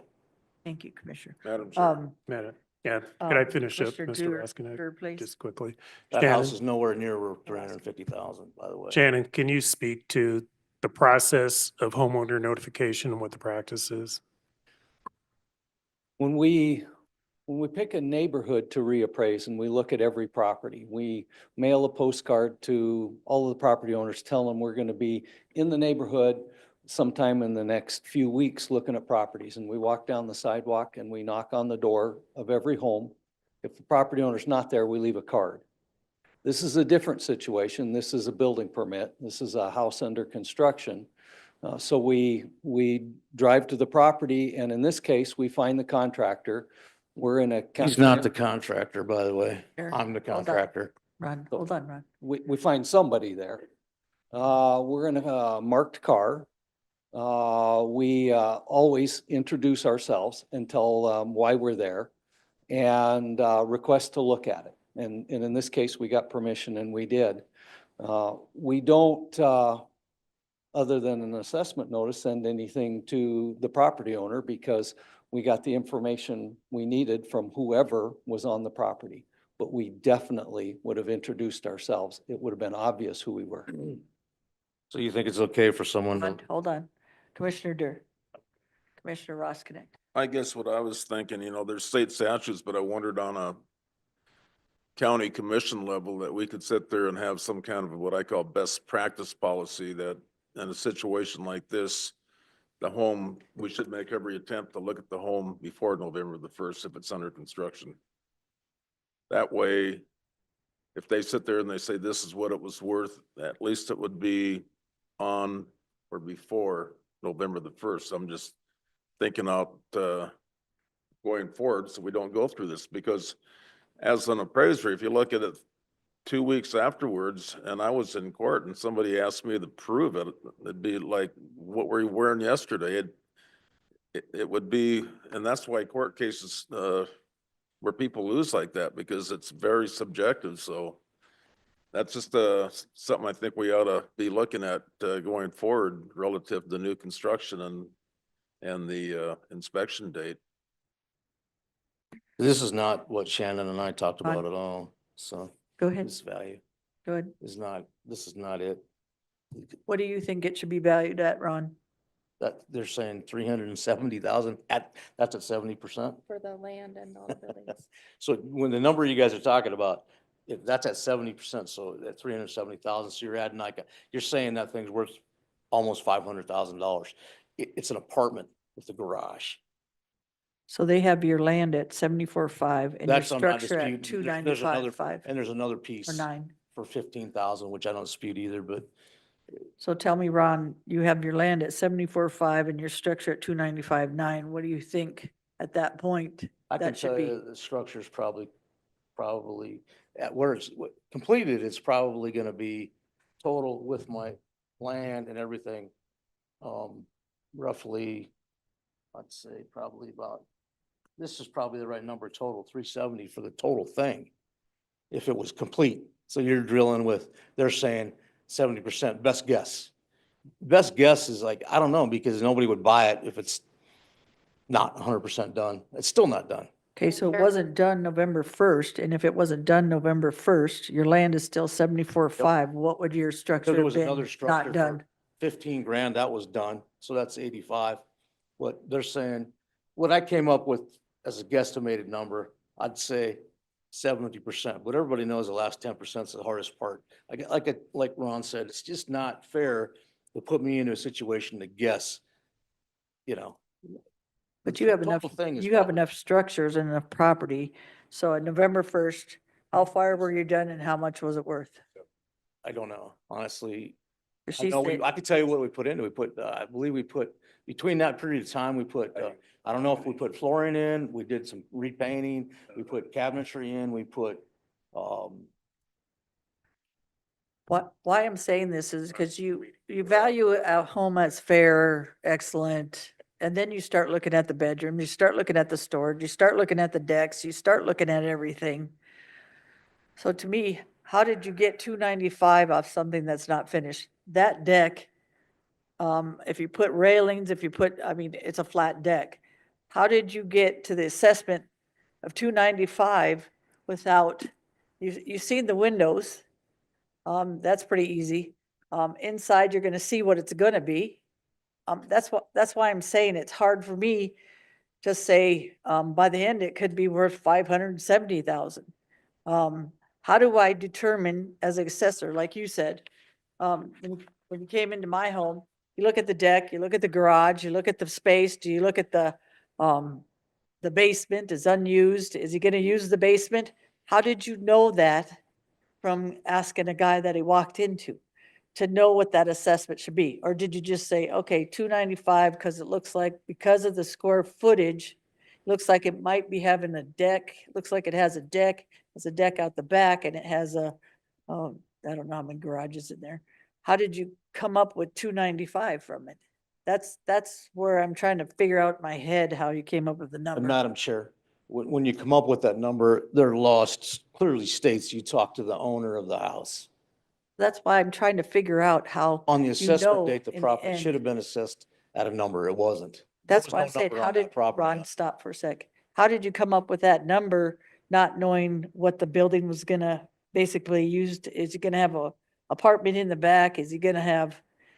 So you're coming up with a rough estimate based on what you think, from what you saw was 295. Am I correct? We use a cost approach to value this house. It's a house under construction, so we have a value for the land. Right. And then we have the value for the building. And in a cost approach, we estimate what it would cost to build the structure new. And in this case, it's under construction, so we don't have to subtract depreciation. So we measure the house and we make the judgment calls we need for quality of construction, and all of that. And in the cost to build, the replacement cost new, we go down through a checklist and say framing is done, concrete work is done, all of this. And in this case, we worked with the property owner and marked off what was not done. And we get 70% of the estimate to cost to build this house is done. All right. Value of the land, and we've got a value for the property. Let me ask you something. If I did a cost approach on that price motel would be worth millions. But Because of what the construction cost us and what we ended up with in two different things. That's what I'm saying.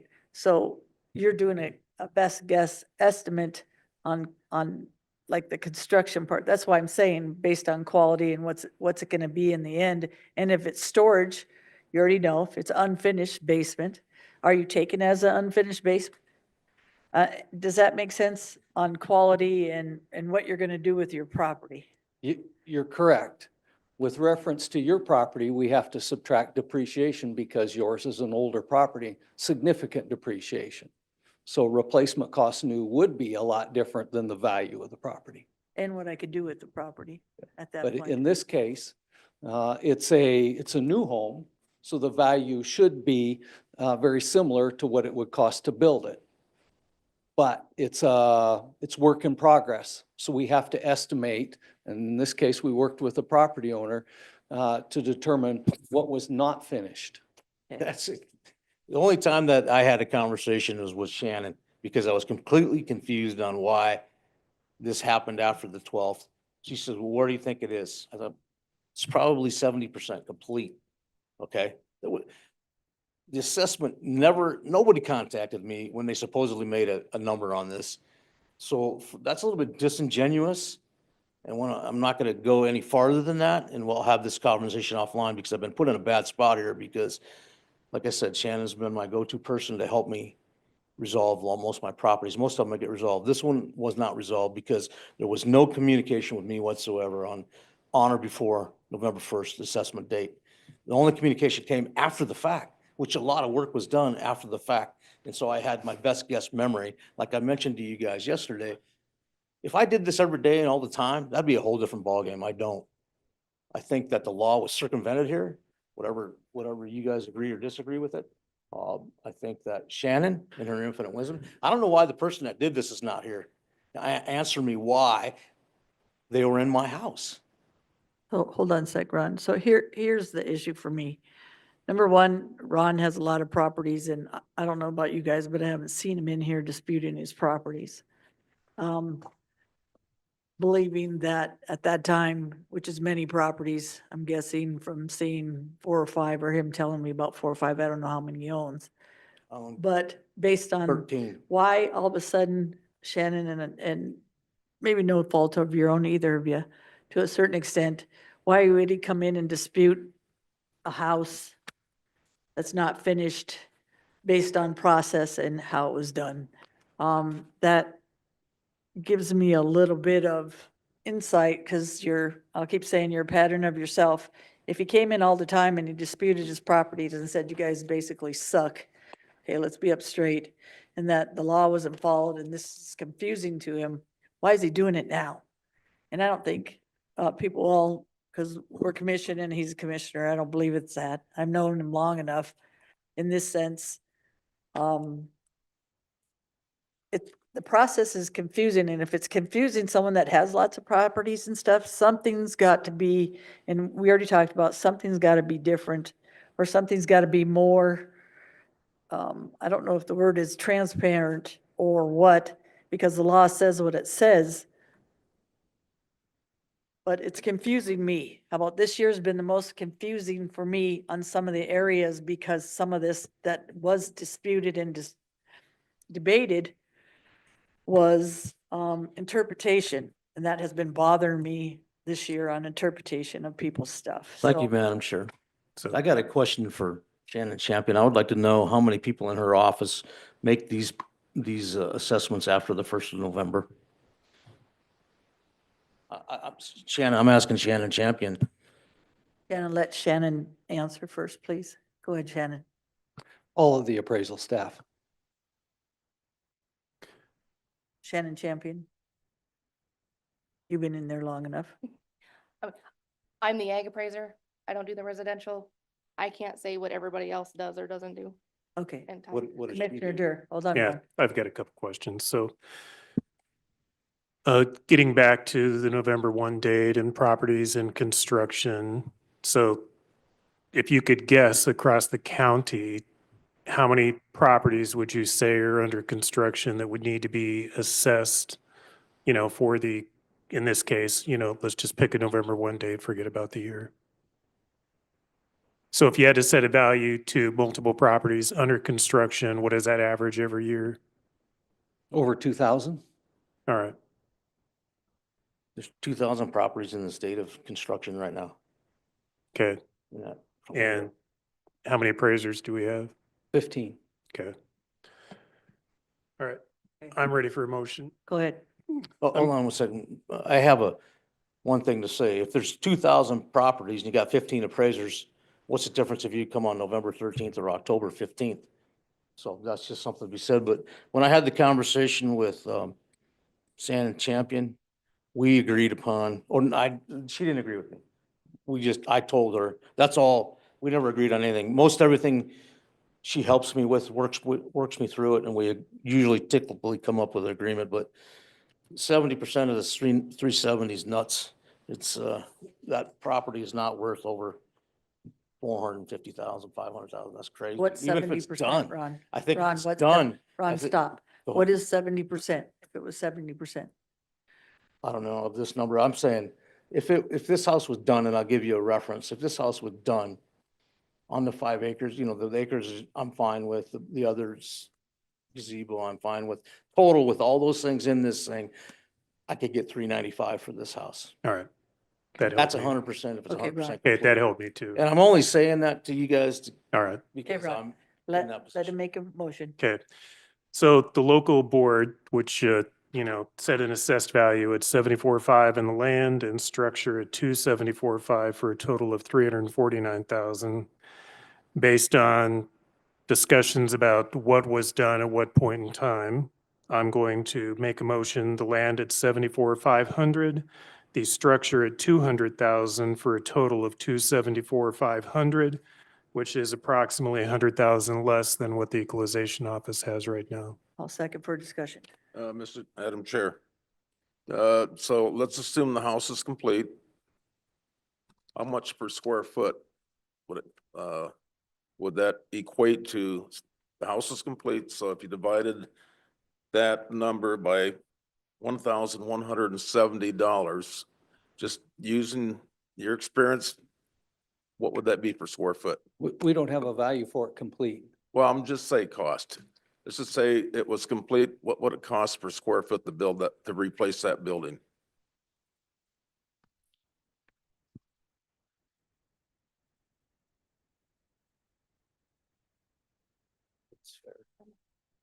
So then if you come up with that number, there's no depreciation for physical, functional, or external.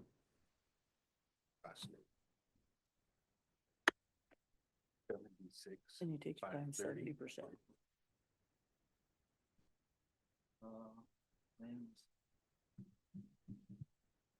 I don't want the land, I just want the building itself. Building Chin. What was it? 376,530. That's square footage, 1170. $322? 322? Okay, so if I take and take that times 70%.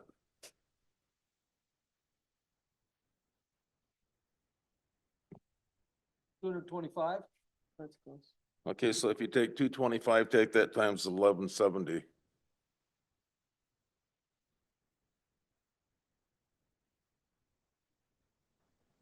$263,600?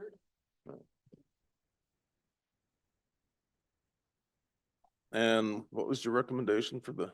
So, yeah, my motion was land at 74.5, structure at 200,000 for a total of 274.5. And so you're coming up with 263 on the Oh. Just making the assumption that the home was 100% complete, it'd be $322 a square foot. You know, and I sit there and I look at Fran or Vern or Fern, she had a bunch of cost information. That's why I like per square All right. foot. So if we made the assumption that it was 70% complete, that would be 225 a square foot times, the gross living area above grades 1,170, it'd be 263,600, is that right, Shannon? So just wanted to point that out. Okay, we do have a motion on the floor. Is there any other discussion? Any other discussion? If not, all in favor, say aye. I think that's fair. Hold on, I think it's fair. I All don't think in- the process is fair. Ron, What? Ron, Okay, what is All- for the 263? no, But no, the number you what you said. said. All right. Okay, so all in favor, say aye. Aye. Aye. All opposed, motion carries. I know better than to Rob's push my abstaining. luck. Now you can speak, sir. Okay. Being through this process, obviously, I think that you came up with a fair number. I don't like trying to guess. I don't think that's fair. That's a whole nother conversation. But we have another property. I want to make sure it was, because there was some confusion on it, because I sat down with one of Shannon's fellow, the guy who does commercial properties. Right. And we calculated out the cash flow on that property, and it was different than what we had. So he figured out the cash flow the same way I figured it. We both came to the same number of 350,000. So I don't know what the number is. Is this, Ron, are you supposed to be on this side now? It's a different property? No, Or is this it yours? is- Is it? So this is what they came up with, 50? Chair, Yes, sir.